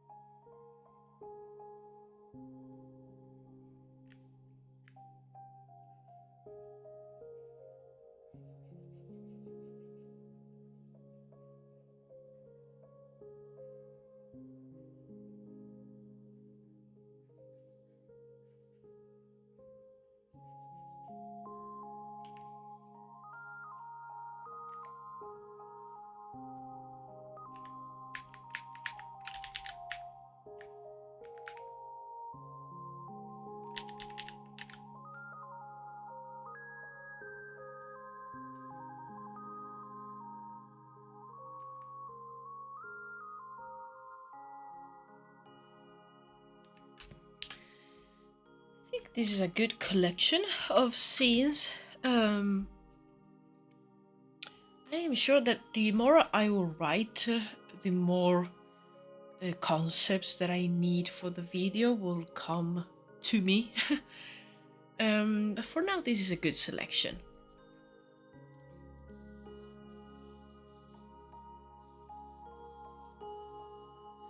Kind of have to avoid crowd scenes like these. No way I could just create all them NPCs. Oh my god, yes. It is a little bit limiting sometimes. Yeah, absolutely. Like, if you have to draw them, it's still like a, you know, it's a lot, but it's still doable. Like, if I had to model these in 3D and do these like very busy scenes, no, I'm out. Like, absolutely not.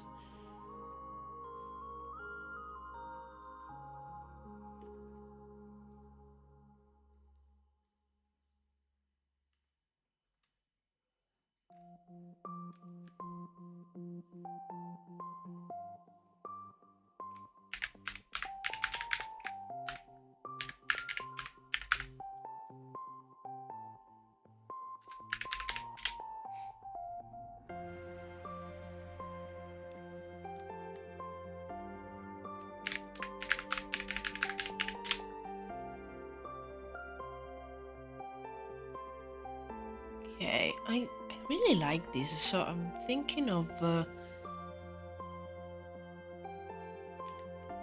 trying and do a cleaner version right away.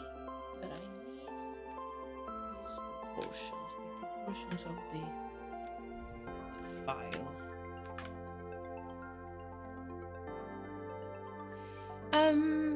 Yeah, let's start from this one.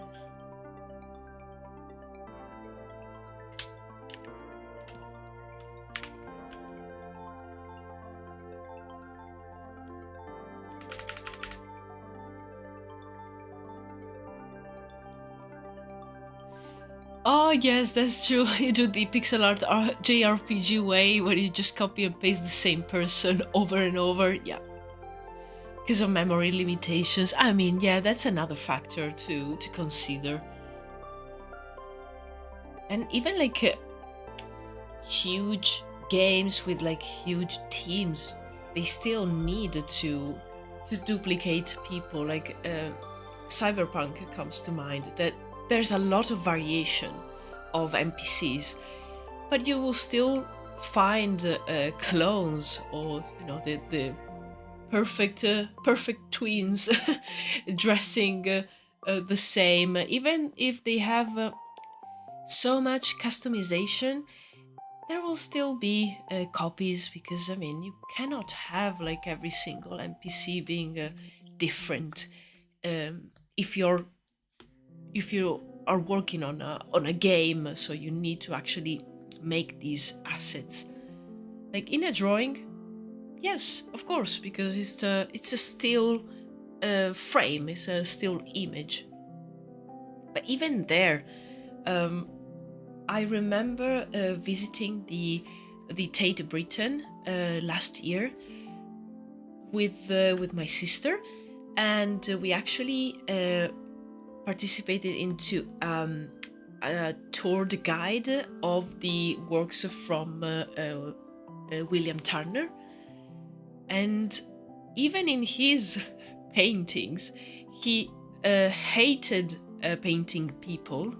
So he had like a set of people that he had like sketched before. So he had some references, and he will add those people to all of his paintings. And he also painted scenes with huge crowds, and you will see people looking the same, and not only the same exact painting, but also like across paintings with like different themes entirely. So even then, it was like something to consider, that you like, if painting people was not your thing, there was like painters that will try to find a way around it and just paint the same five guys everywhere.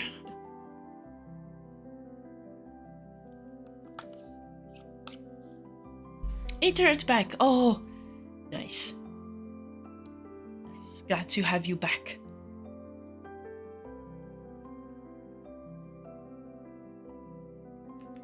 Early game artist, yes, totally.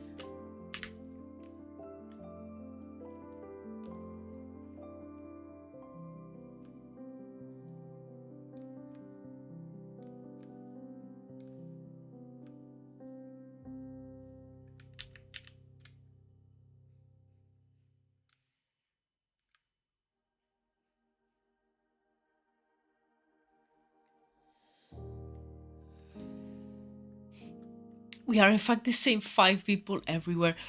Yes. It's like when you see someone that maybe you saw them just on the street around, and they have the same features as someone else that maybe you know. You're like, are they related? It's not possible. They look the same though.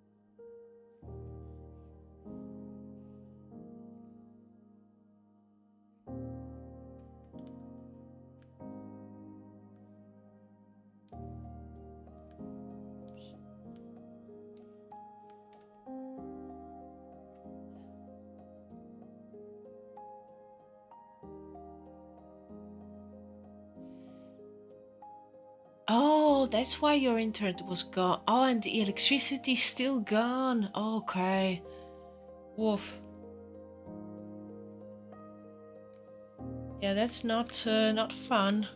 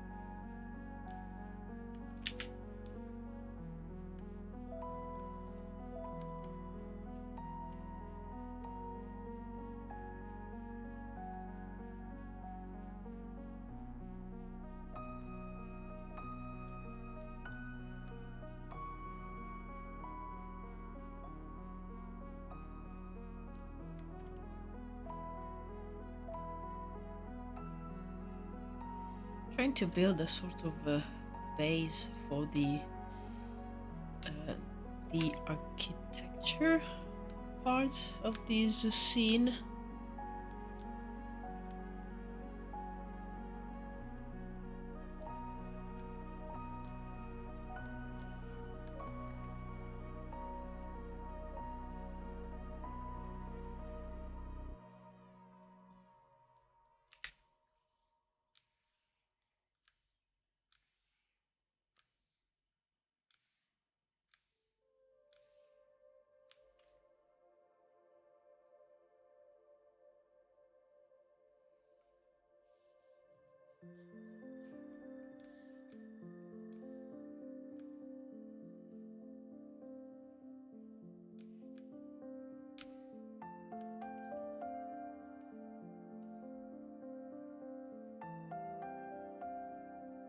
Okay, I think this is a good base to work on.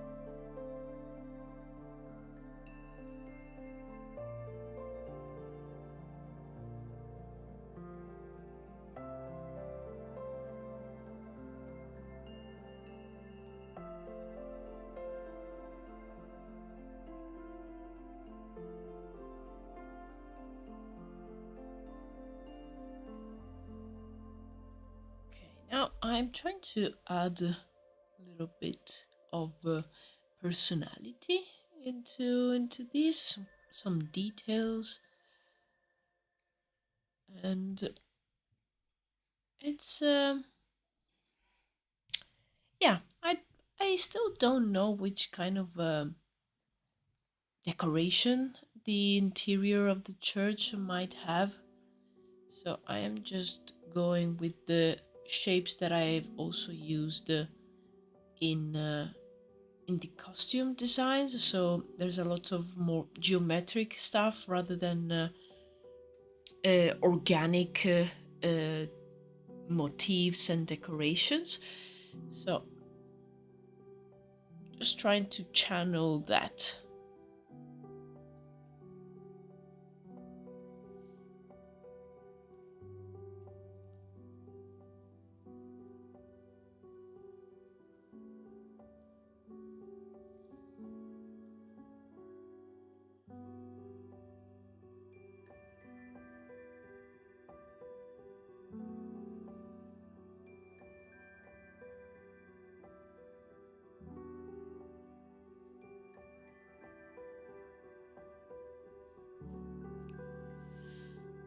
When in doubt, go with familiar shapes. Yes, especially when you don't have like a clear idea. Like, you know what? Let's just go with the primitive shapes, simple stuff. And if I needed to elaborate, I can just go from there. But now let's keep it simple.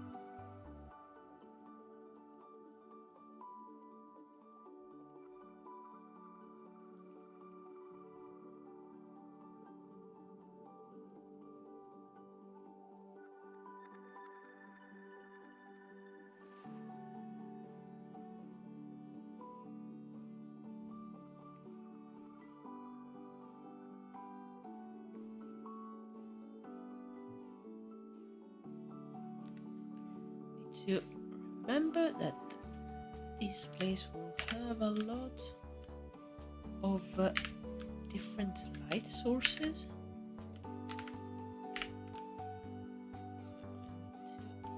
Add those in.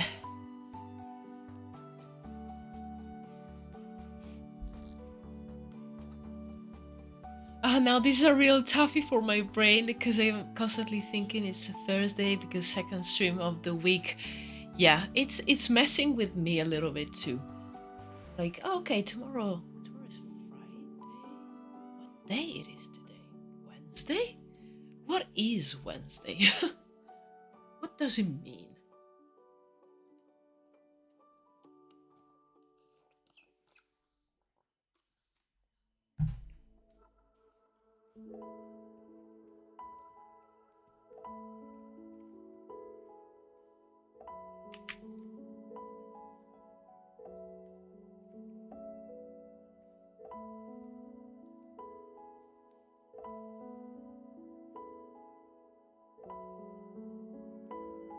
I am going to start drawing the people, because they will cover a lot of the scene. And if I start like adding stuff and then you cannot see it because it's full of people, I'll be very, very sad. So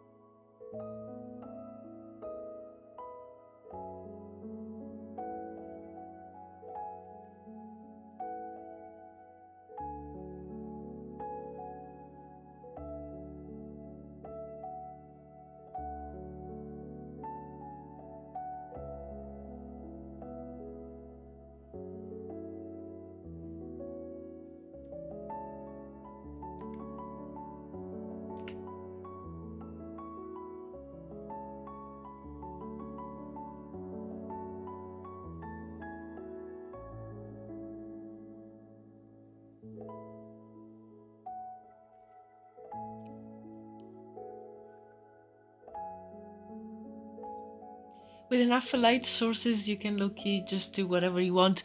Just say they have curtains. Yes.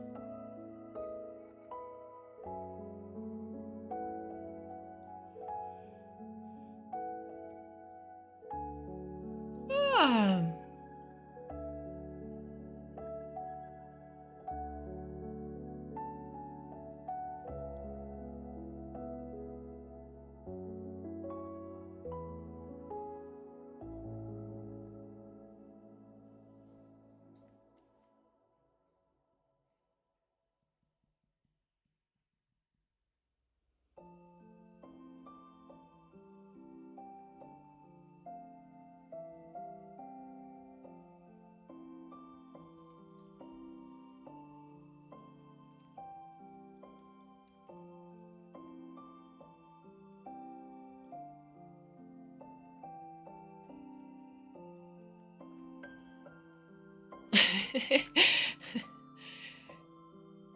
Oh, what that is that Wednesday indeed. I think the horse got too hungry. No, damn horse.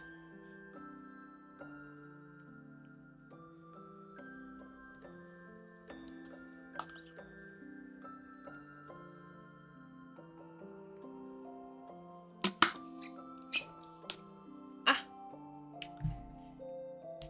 Okay, first person done.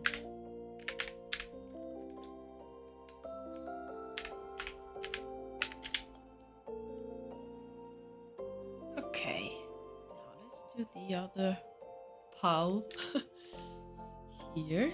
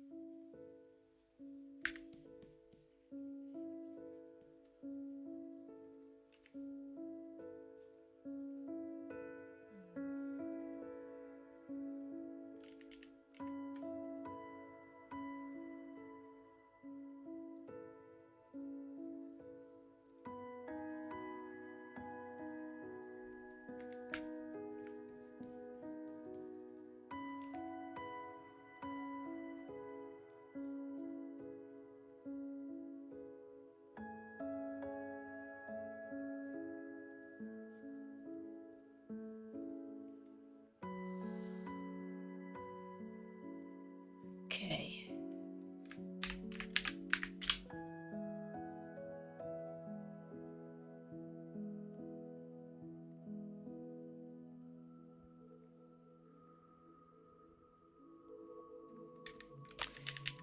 I think I'm just going to hide this layer with all the lines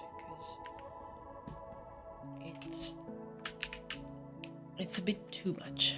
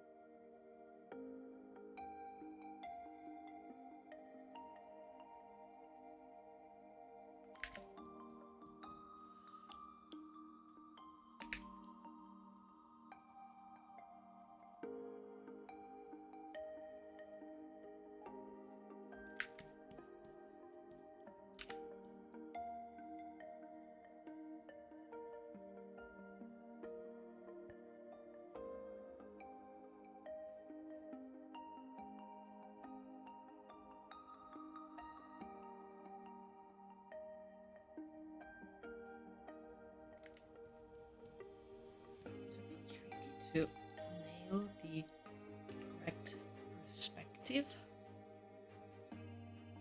of all these characters because, of course, I sketched them so quickly that I'm just figuring things out right now.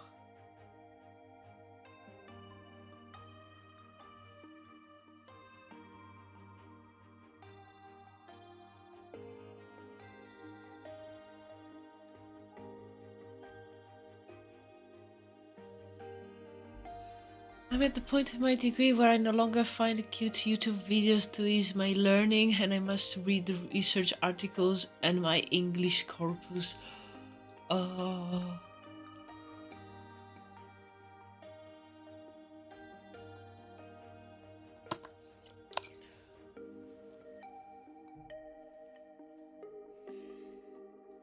Ah.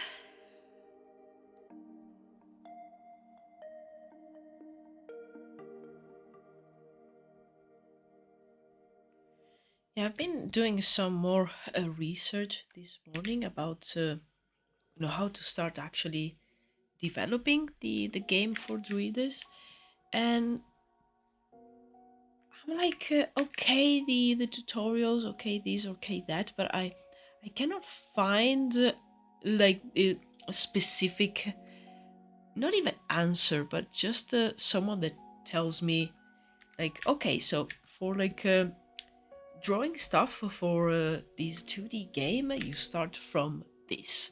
Like everyone says a million different things, and it's all very like every time you look up for like making a 2D video game, it's almost always pixel art, and there's like not a lot of videos or tutorials for video games. Yeah, there are not pixel art, but they are 2D. Like there are games like that, but I'm struggling to find like videos and articles that answer to my like specific questions. So I guess I will try a few things directly and figure things out as I go. I guess that will be my approach.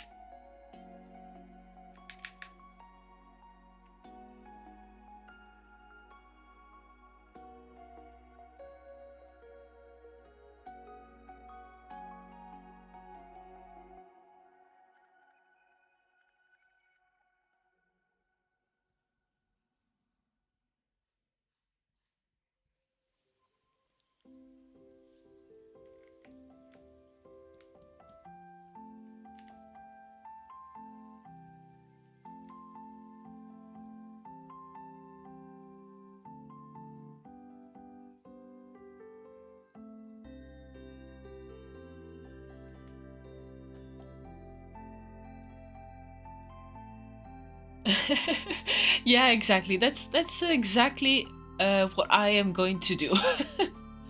Like, yeah, fuck it. We game develop. Let let's go, I guess. Yeah, the problem is that it's not a problem. It's just that I want to use Unreal Engine, and a lot of 2D games are made with either Unity or Godot, but I really want to learn Unreal. And there are still games, 2D games that are made with Unreal, so I know it's possible. It's just that there's not a ton of tutorials. I still want to try.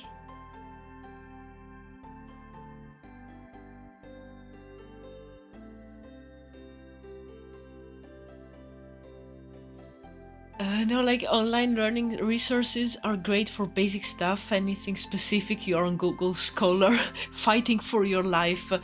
Exactly, yes.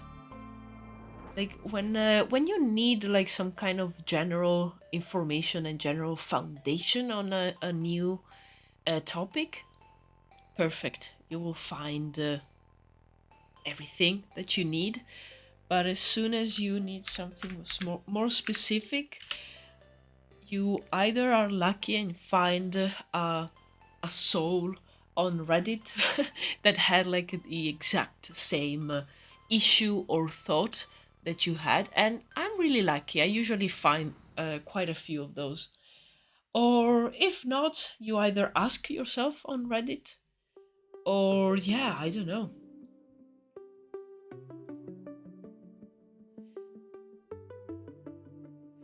AI isn't even good for basic stuff, like anything you know about, you immediately realize the AI is bullshitting you. Absolutely, yes. I noticed so many times uh, that it was like either giving plain wrong information and being like super convinced that it was right, or not complete. So you are missing like crucial pieces of information. I think Unreal is kind of a hardwired 3D. You have to pull weird camera tricks to make it look 2D. Blender is similar. Yeah, yeah.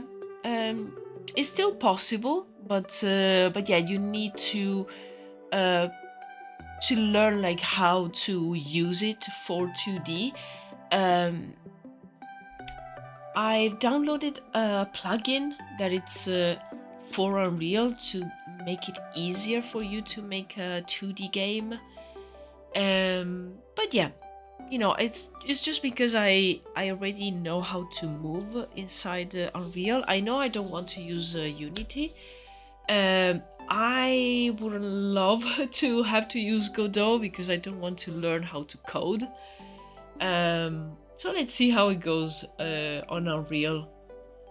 And if it becomes like too much, I could always try one of the other engines. There are a lot of 2D oriented game engines like Godot and Game Maker. Yes, also like RPG Maker. Um, but yeah, Unity is the one that people use the most. But yeah, I don't really want to use it because I know that it actually has a lot of issues right now. There's not a lot of support because they basically have almost no stuff left to support the engine. But yeah, Godot, I know that you have to learn how to code if you want to do proper stuff. While in Unreal you can use the blueprints, so it's a little bit easier.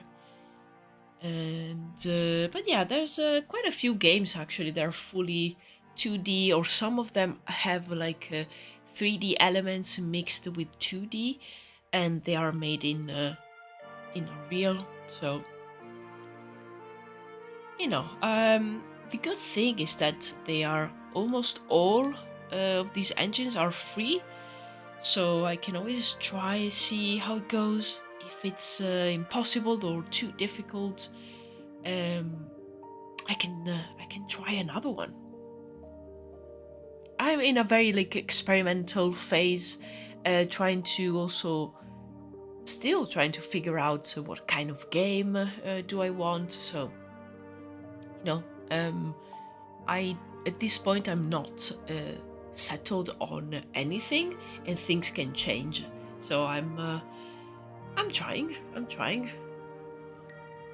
I already did a tutorial for making like a platformer on Unreal, and it's quite simple. Just to put down the basics, it's really fast. But yeah, I'm more inclined to do a top-down game. So I already saved another tutorial for making a top-down game in Unreal. So I will try maybe in the maybe on Friday or the weekend, or next week I will try that tutorial, see how it goes, see how difficult it is.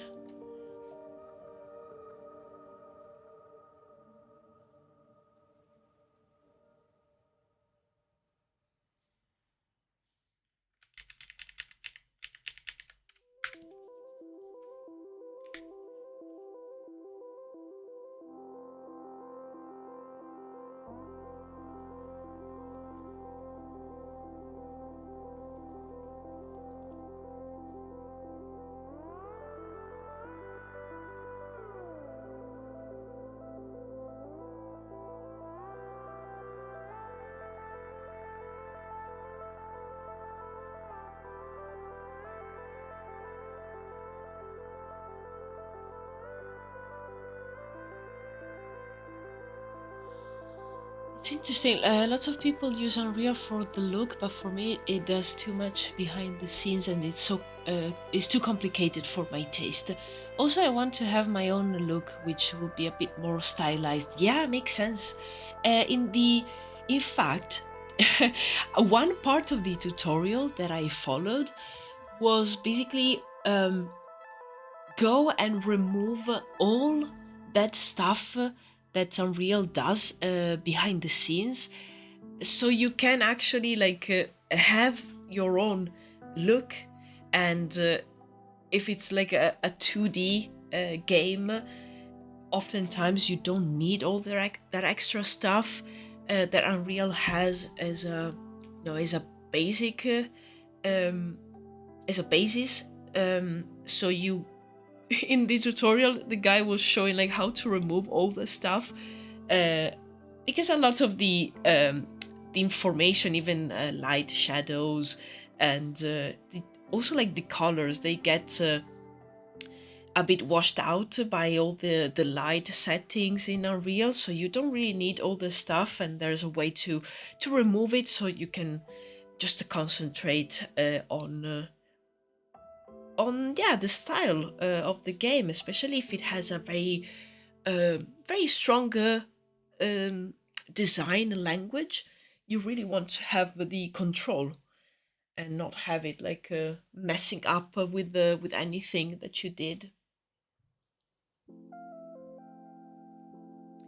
But these are also more 3D thoughts. Yeah, it applies to the 2D as well, because as I could see, like all these like extra settings and things that Unreal basically puts on top of whatever you're doing there.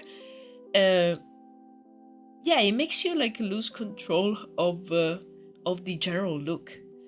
Um, it washes out colors, or it gives like too much. It gives like shadows where there aren't supposed to be shadows. It does a lot of stuff. So you need to basically do sort of a cleaning job before actually starting to put down your sprites and your tiles.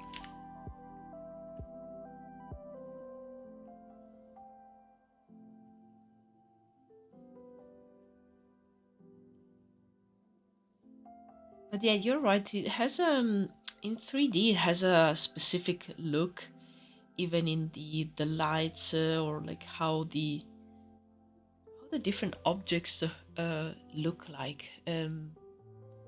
I personally don't recognize it, but I heard it from my partner, from Marco, that he immediately can say if a game was made with the Unreal.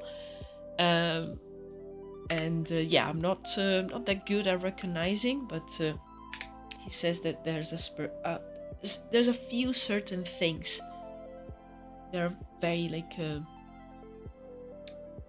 um, good indicators that everything was done with Unreal.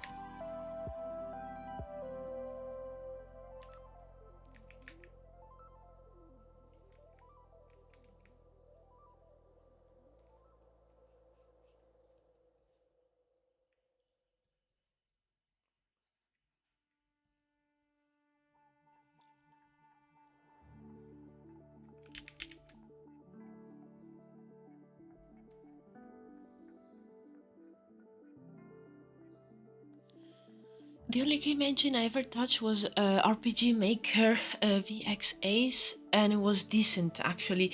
I know that a lot of people are using it right now, especially because Fear and Hunger was made with the RPG Maker, and I think like a lot of people didn't even know the engine existed, so they started trying it out.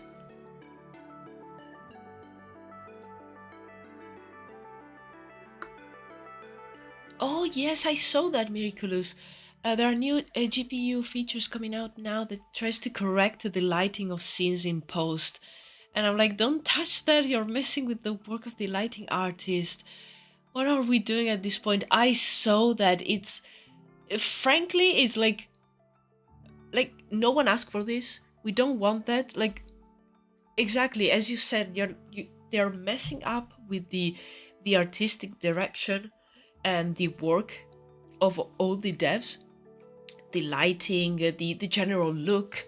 Like I don't want every game to like with the characters having the Instagram face and having like perfect makeup and looking super realistic. No, I want that kind of like stylized look, or like semi-realistic with a little bit of soul. Like um, those things actually make you see that someone worked on this thing and someone decided every little aspect.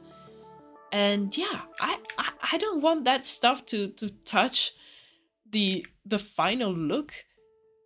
Like leave that alone.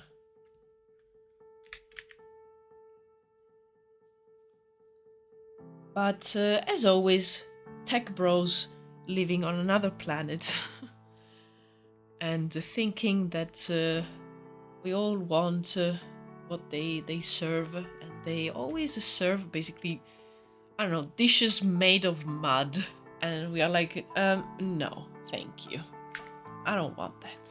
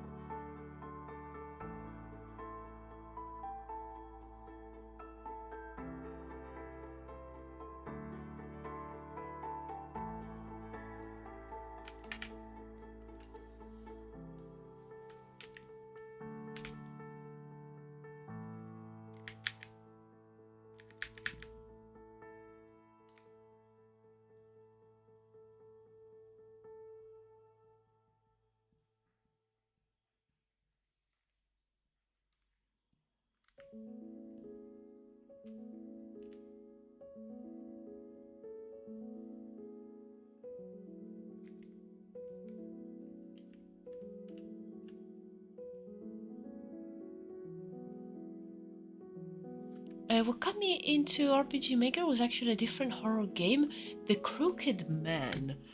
Ooh, I don't know that one. Let me check that out.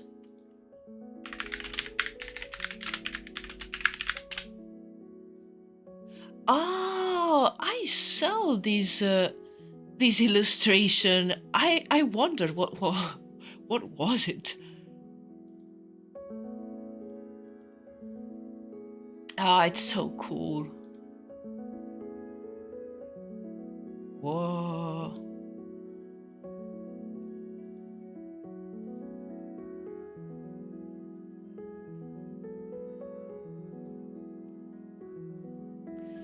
Ah, I don't know. I really love top-down games, and I love the style of this one.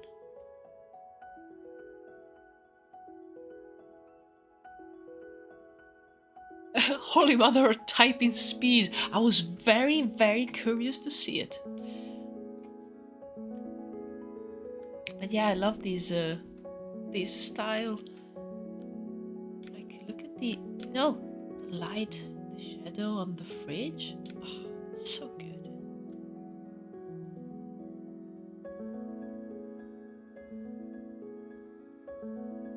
Oh, so nice.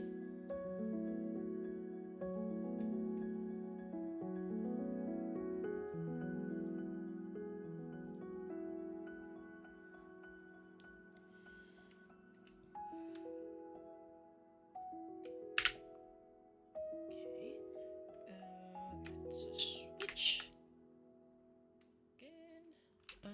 Okay.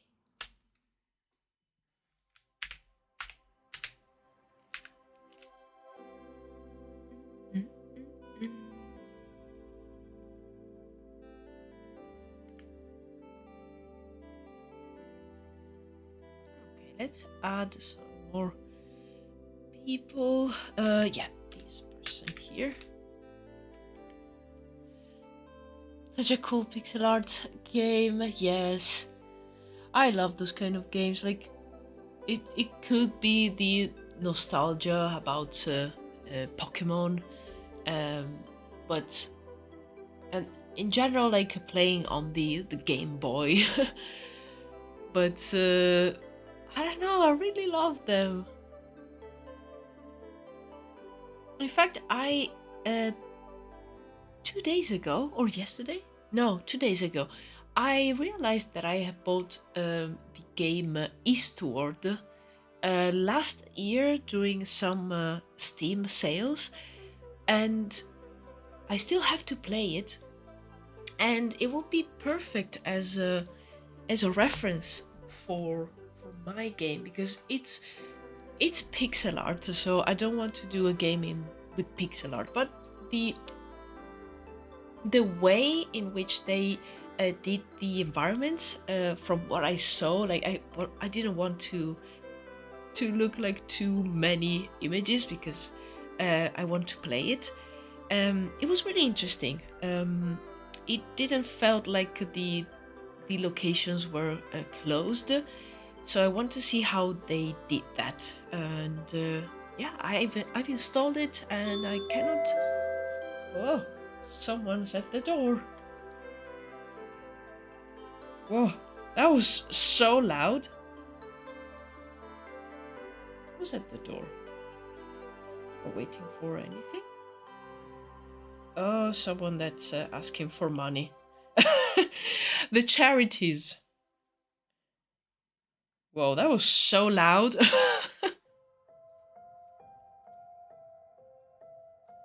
Oh, I'm so grateful for the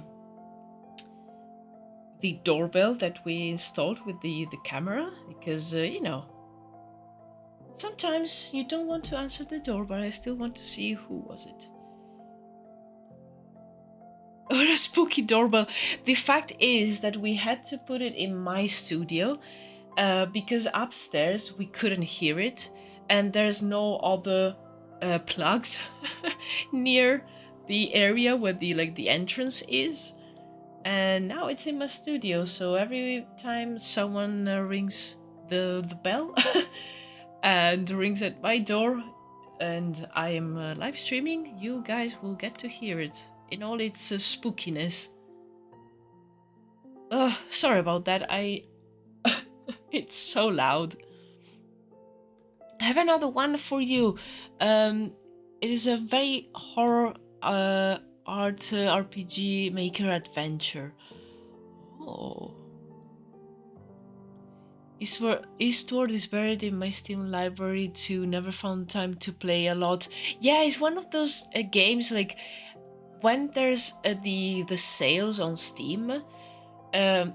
Those types of games, they usually go for like a very low prices. And I remember last year during the summer sales, I grabbed maybe like 5 or 6 games, and the total price was, I don't know, £12, something like that. But I have only like tried a couple of those, and the others are just waiting for me for like trying to find the time. Yeah, the fact is that since I'm at my desk all day long, like as soon as I want to play, and usually it's in the evening, I don't want to sit down at my desk again, and I just want to maybe like relax, or even just change the room, change the setting inside of my house. So I usually go to the sofa, and that's why I'm thinking more and more of grabbing a Steam Deck. I would love that, so I can play on my sofa. But it's so expensive. I mean, in the grand scheme of things, it's not super expensive, but I don't have much money now, so I cannot. Don't tempt me, Frodo, with your Steam Deck. I cannot.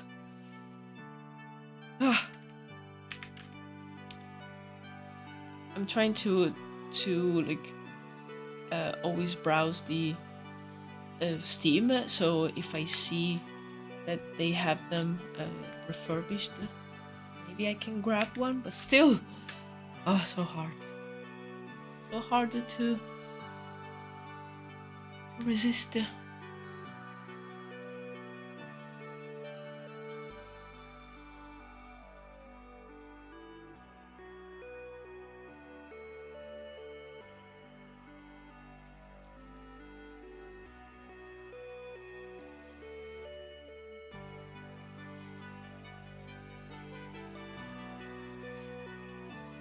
If I have time to play, it will be a Kizeki. I'll play up 2 games this year, and I'll beat them. Only New Year resolution. Yeah. Yeah, I actually, my friends gifted me Ghost of Yotei for my birthday back in December, and I still have to even install it. I wanted to finish a few games before like starting, a new one. But now I'm thinking about that game more and more, so I know that I probably won't resist for much longer, and I will just start playing it soon.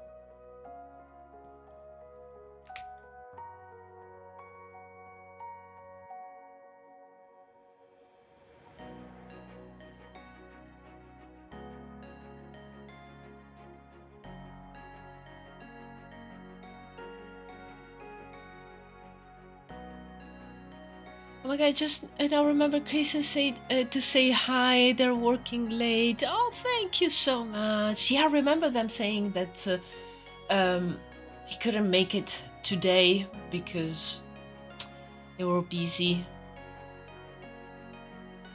Oh, thank you so much. I hope Grayson can join us tomorrow. Because yes, remember, I'm streaming tomorrow as well. It's a super full week, full of streams.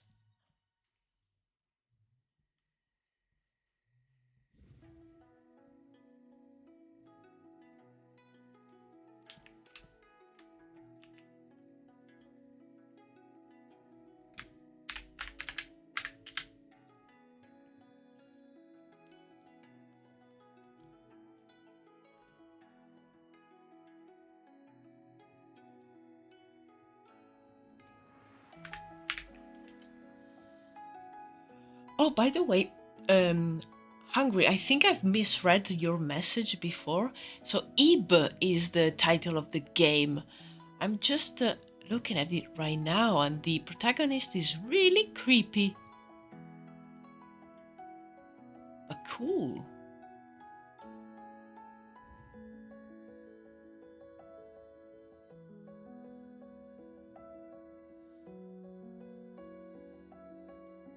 I'm not like super into horror games.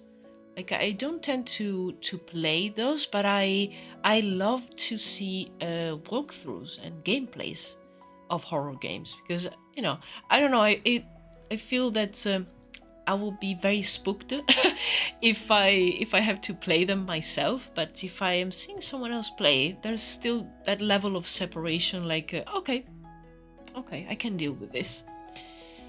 I've pretty much given up on big budget blockbuster games. Like no way I'll ever find time for that. With Elden Ring as the exception. Yeah, they also don't interest me as much anymore.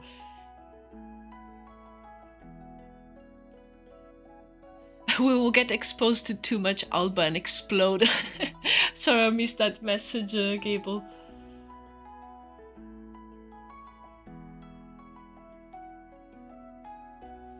But yeah,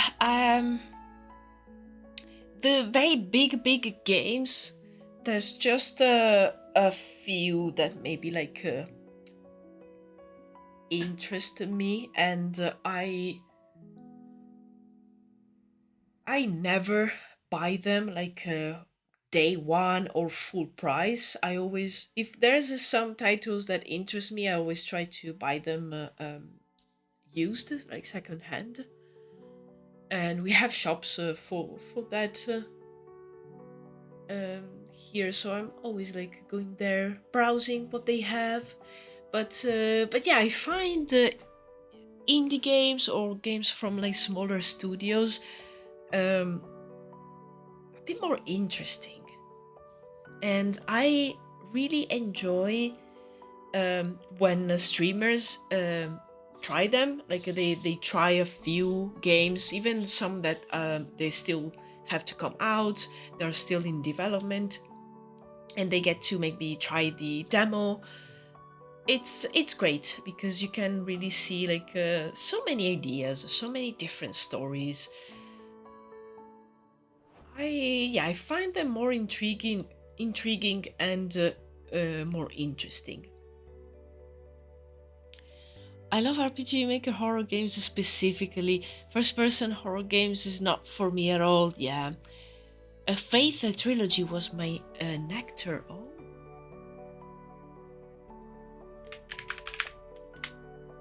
Oh, these one. Yeah. I saw the art for this one. Wow.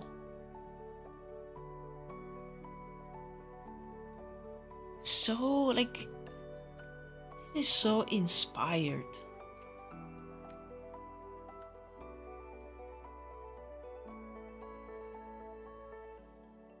Like, you will never see something like that from from like a big company. They're always like trying to to play safe, and in playing safe, you tend to do like boring stuff or more of the same. Like, whoa, what is this? So good. Like, so simple but so effective. Effective in like probably stopping me from sleeping ever again.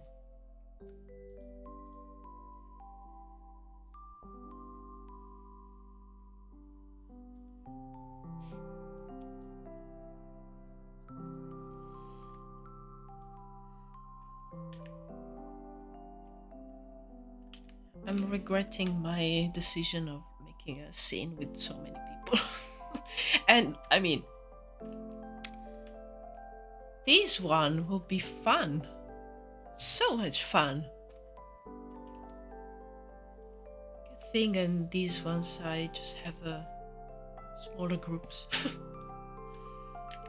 And also like from behind. Why? Why did I decide to do something like this?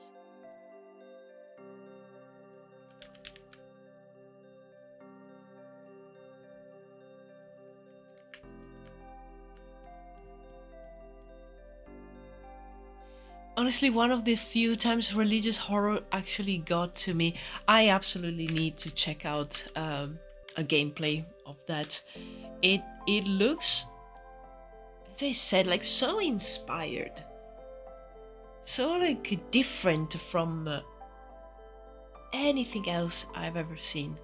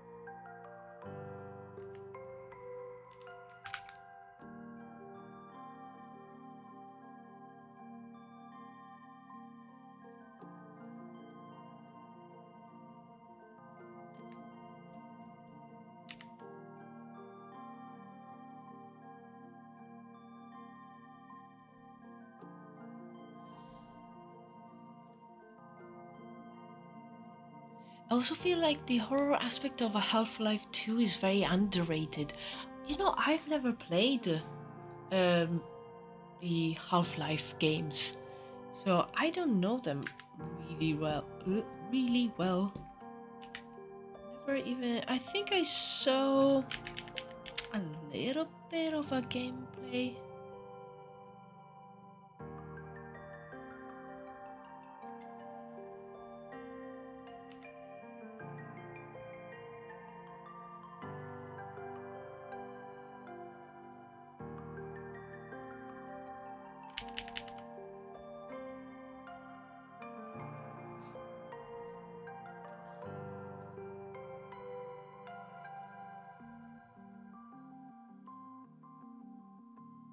I mean, I saw a streamer who played the new Zeldas every week for a couple of hours and took him years to do everything in Breath of the Wild and Tears of the Kingdom. It's kind of out of control. Yes, it is. It took me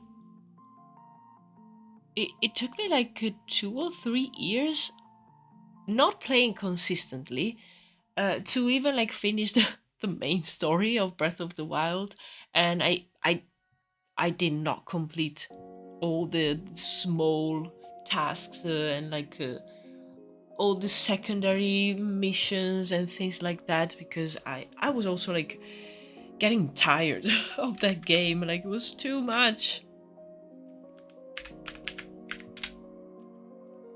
Like right now I am playing Assassin's Creed Odyssey, just because I played like some like story heavy games just before that, and I needed something more relaxing where I can just run around, do a few things here and there. But it's so long, like there's so much to do, and I'm just trying to do the main story, a few of the secondary missions, and yeah, even like this is so long, it's so big, the map is infinite, and it's a lot. It's definitely a lot. But yeah, I play different things at the same time. But yeah, that way, it's very difficult to finish a game. Also, like if I'm liking a game a lot, uh, same thing. It happens with books. I don't want it to finish, so I will kind of like procrastinate in the game, or just not playing it because I don't want it to finish.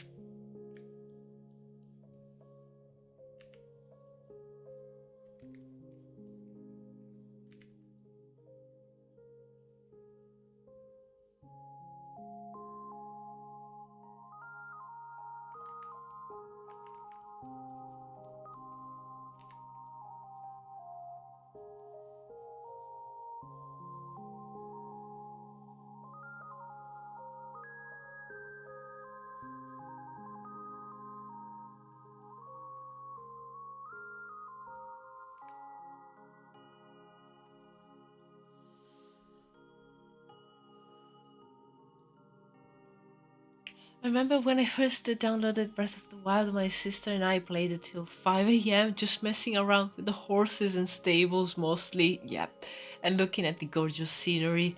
I named a horse as Atsu, which is the Finnish version of Achu. And at 4 a.m., it was the funniest shit ever to me, yes. Yeah, um, I got it during COVID, so I mean, it kept me company. So, but yeah, after after a bit, I was like, okay, I need to finish this thing. I cannot wait any longer. But yeah, I had a great time playing it.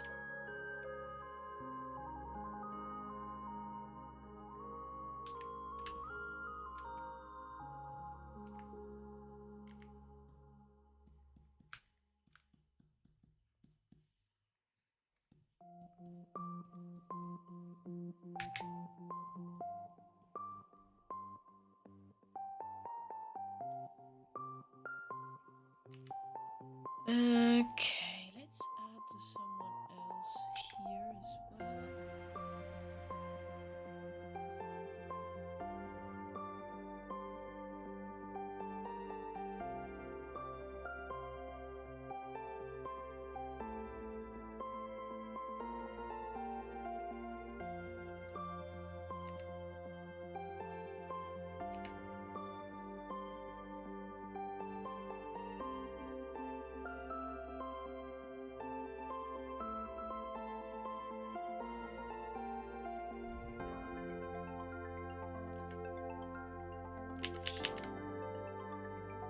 This one. Thank you.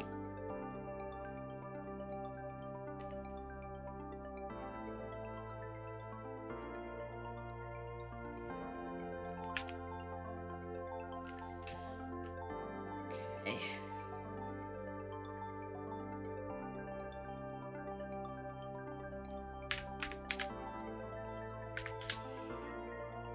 Now, let's design this guy.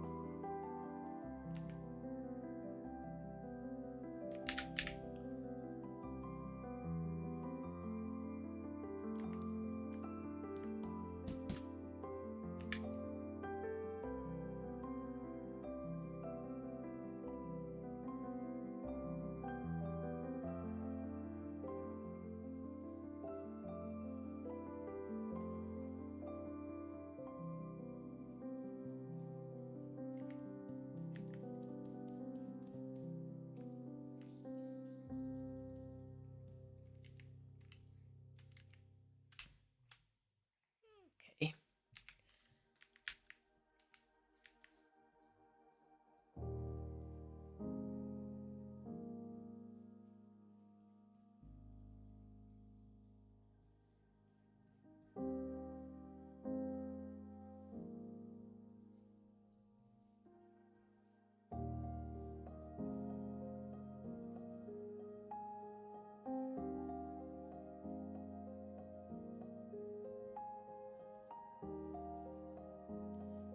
The body will be completely covered.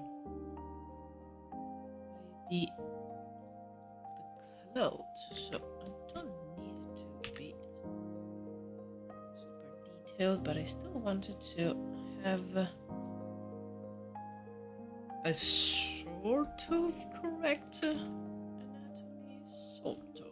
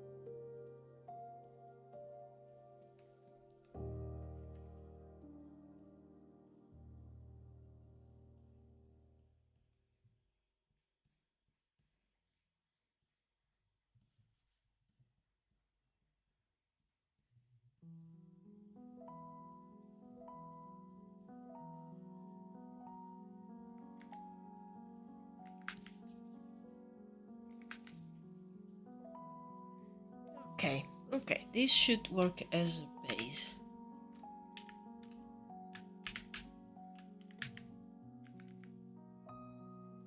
Actually, let me put the. Where's my cursor? Okay. Nope. Nope. Eeh.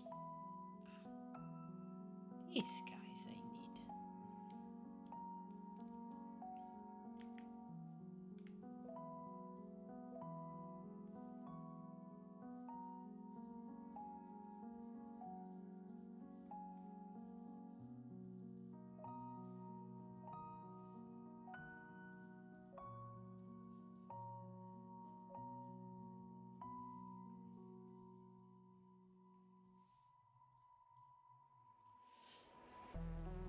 Oh, thank you, Arcade. Gorgeous line work on the base. Thank you so much.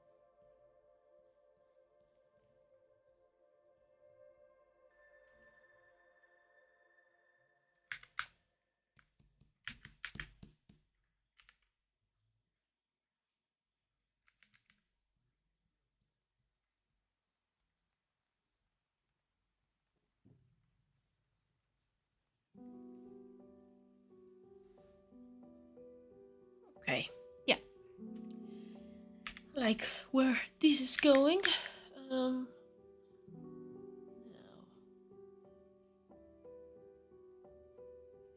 This skirt needs to be a little bit fuller.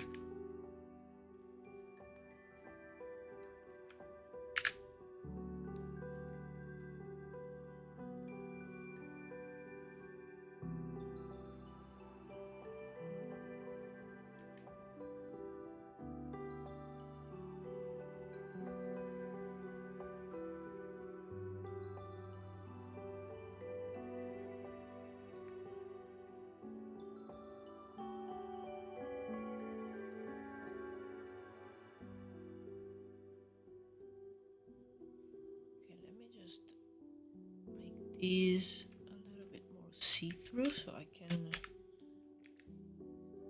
work on these hands, even though the ones from the sketch are already majestic, but let's make them a little bit more human-like. But again, these are fantastic. These puppet hands.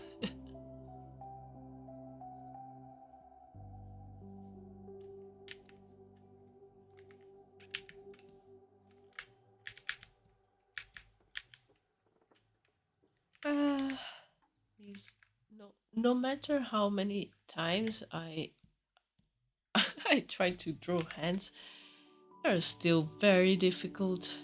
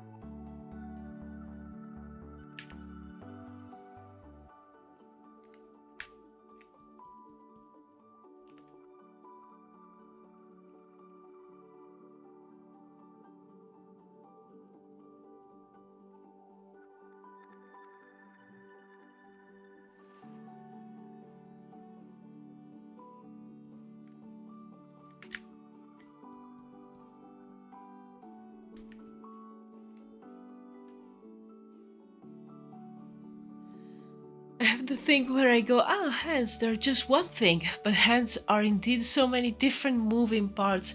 Exactly, that's what makes them like so difficult to draw.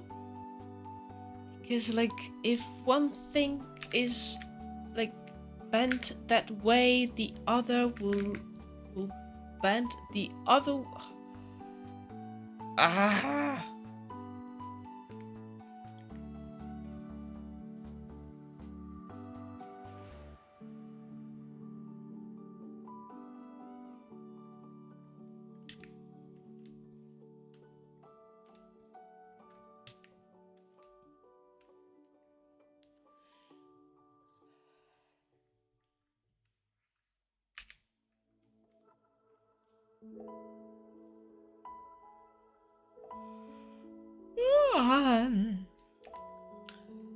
Ah.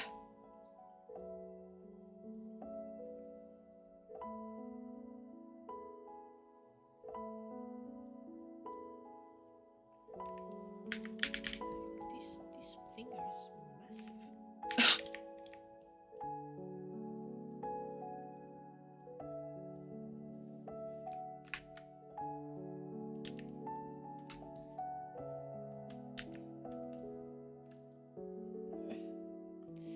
such an interesting silhouette too. Oh, do you mean the hands in general or the character?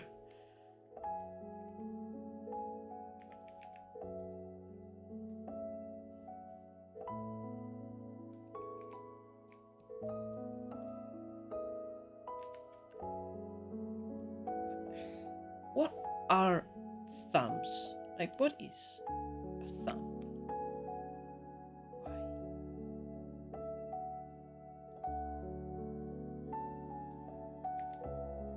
Like this hand has something strange going on.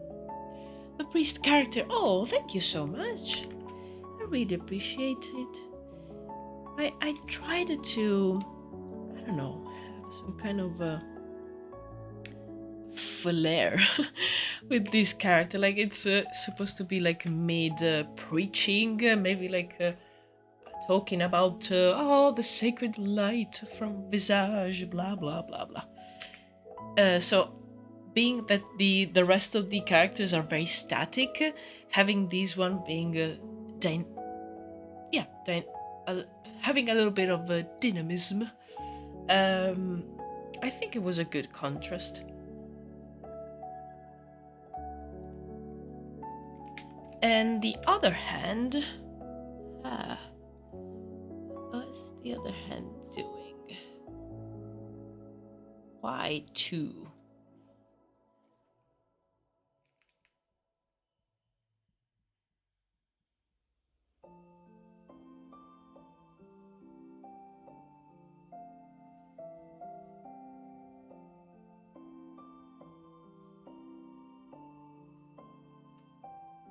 I mean, something like that, but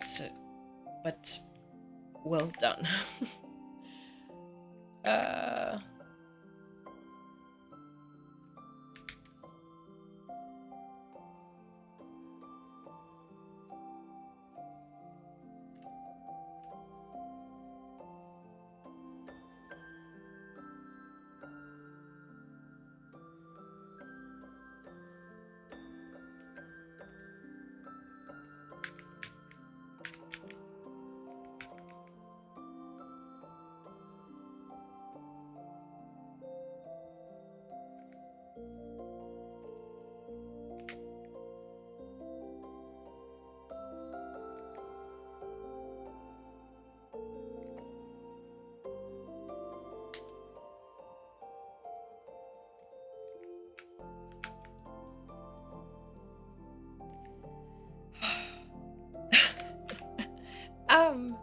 I'm going crazy here. Ah.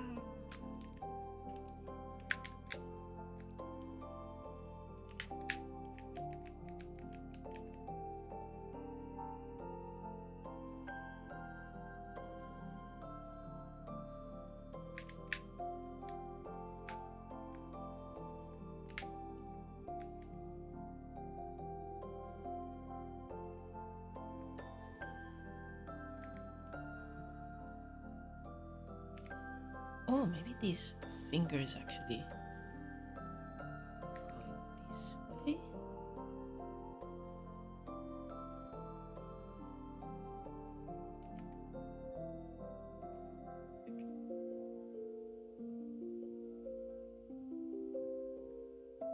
I'm trying to make that pose just to understand if I can, and I can't. So maybe something more like these.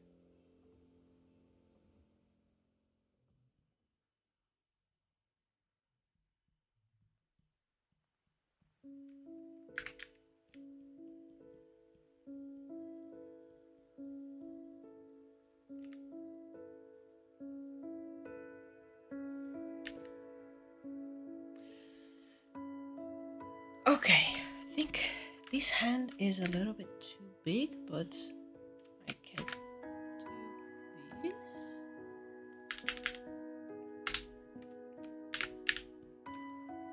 Save before I lose all progress.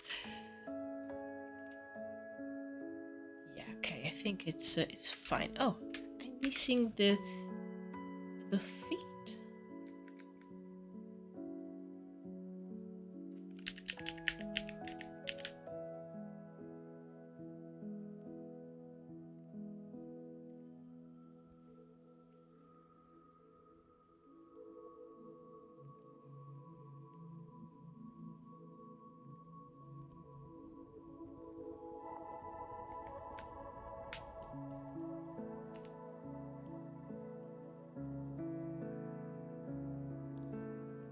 everything else there.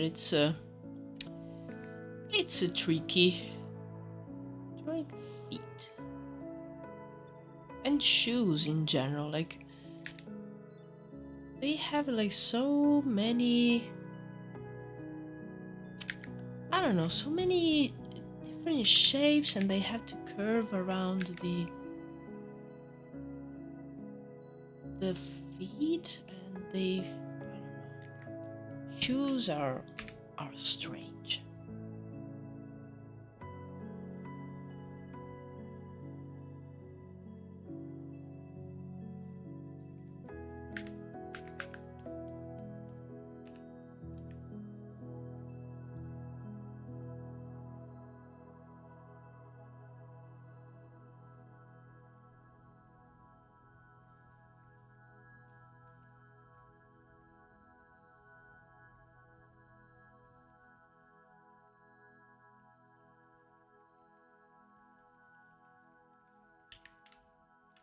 Can only see one, so just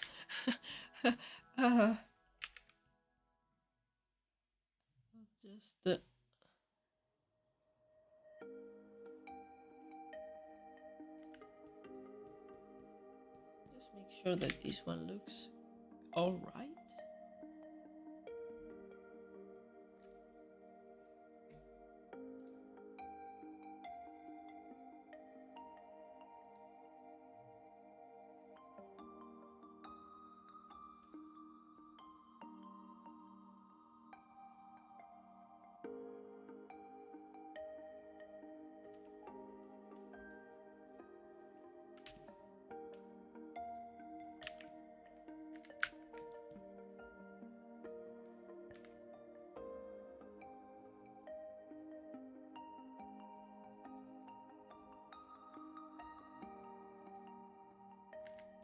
This one too should be a little bit more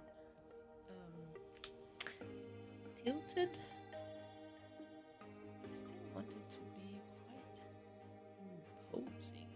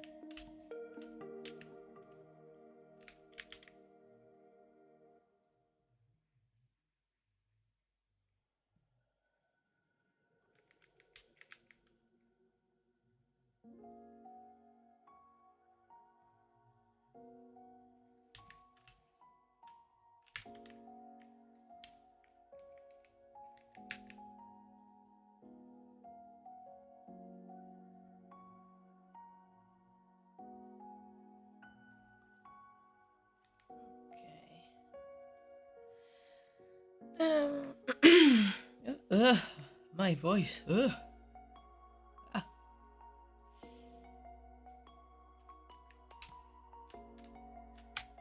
Okay, let me actually rename some of these layers. And this one.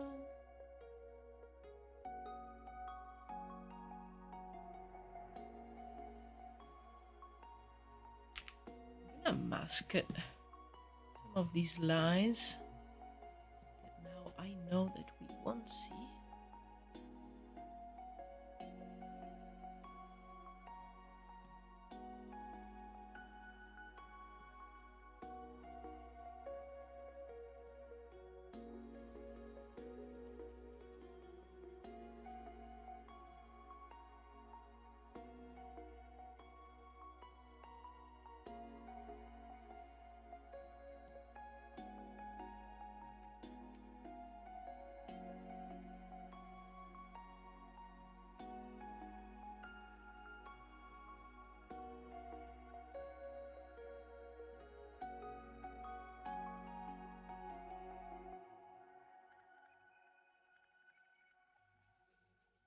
course, now that I have the characters, there's probably some things about the environment that I need to change, but there's no problem. Like I've added this thing here to this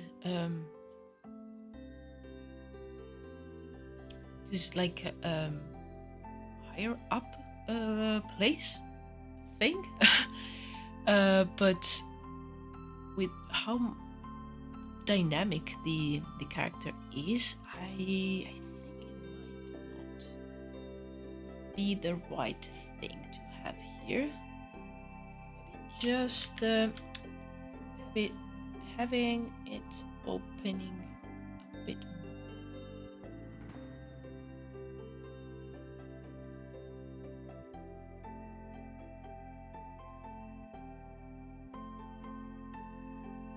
Something like this. Of course, like, done properly. I think this works.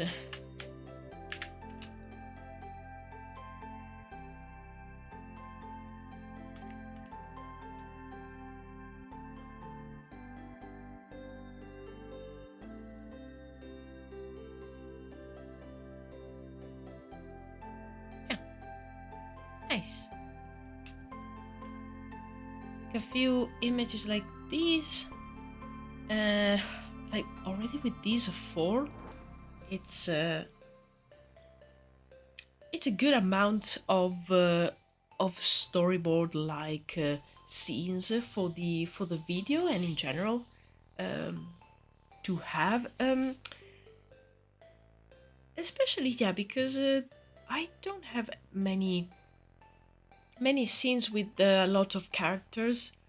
There are like these level of detail, which is not a lot, but also like not the basic sketches that you see underneath.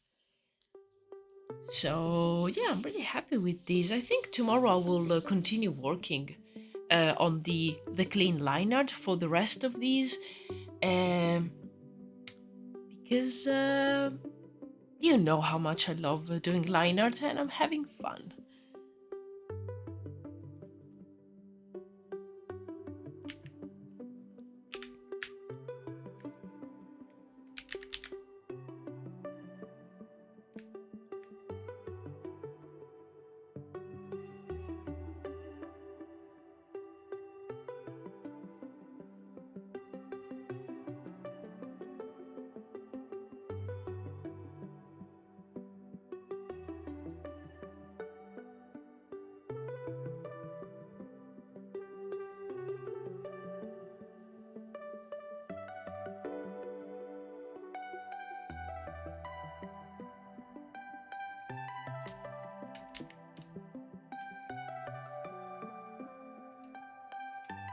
Really should have drawn this a little bit bigger, because if you zoom in, it's not the best. I'm thinking of maybe just already doing these.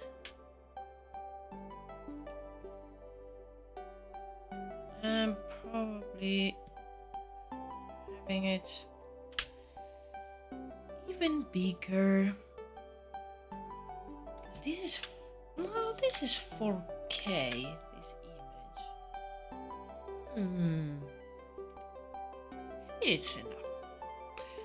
Church of Bride got me so excited for real. Yeah, nice. No rush with the lore video, of course. I just love seeing all these. Yeah, I'm taking my time also because I want to make this video like properly. I don't want to rush it, and if I also like find that there's a lot to say, I will do like I did with the other themes, just to give the general knowledge and do like a video to just describe these faction, and we can always go back and go into the specific details into like other videos. But still, I want to do it properly, and also like, you know, produce art for the church, and yeah, just fill up my board with all the concepts for Druwides even more. Yeah, no, just thinking.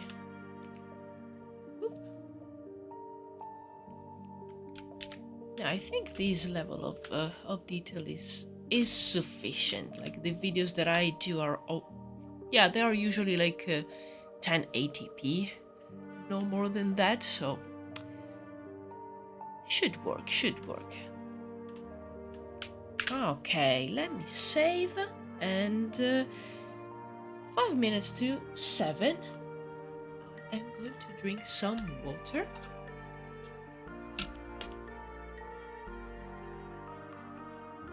Ah, nice.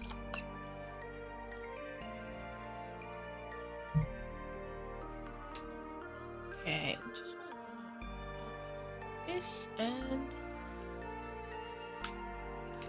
definitely want to make more sketches of the props for the different altars and other elements that will be present in the interior of the church. I love that. It would be cool to do a few sketches of the altar, then do like a very basic 3D model, and then, you know, do the proper line art and do like a nice bespoke concept to go with the one of the building of the church. That would be nice. Ah, the to-do list for Druwides, the never-ending list that goes on forever and ever and ever and ever. Ah, I mean, I never get bored with so many different factions and different inspirations. They all have their own flair. So yeah, definitely. I never get bored.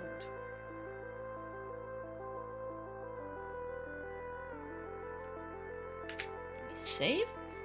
And yeah, I think I'm gonna end the stream here. Don't forget that I will be live streaming tomorrow as well. Usual time, 3 p.m. UK time. And I will keep working on these scenes. I will probably tackle one of the others, either this one, or maybe I will give myself a break from from like too many people, and do one of the other scenes. I think those will be fun as well. But yeah, guys, thank you so much for joining me today, especially on this special occasion, the 1-year anniversary of live streaming for me. And yeah, thank you so much. Thanks again to the folks that did the birthday card. I really appreciated that. It was amazing. And yeah, new streaming year eve. Exactly. So yeah, I will see you all tomorrow if you're around. If not, I will see you in the Discord server. Yes, we have that as well. And yeah, hope you guys have a good rest of your day, afternoon, evening, night, whatever it is. And yeah, goodbye. Congrats again. Thank you. You really had a pre-game and an after party tomorrow. Yes, we do. Yeah, we don't play around here.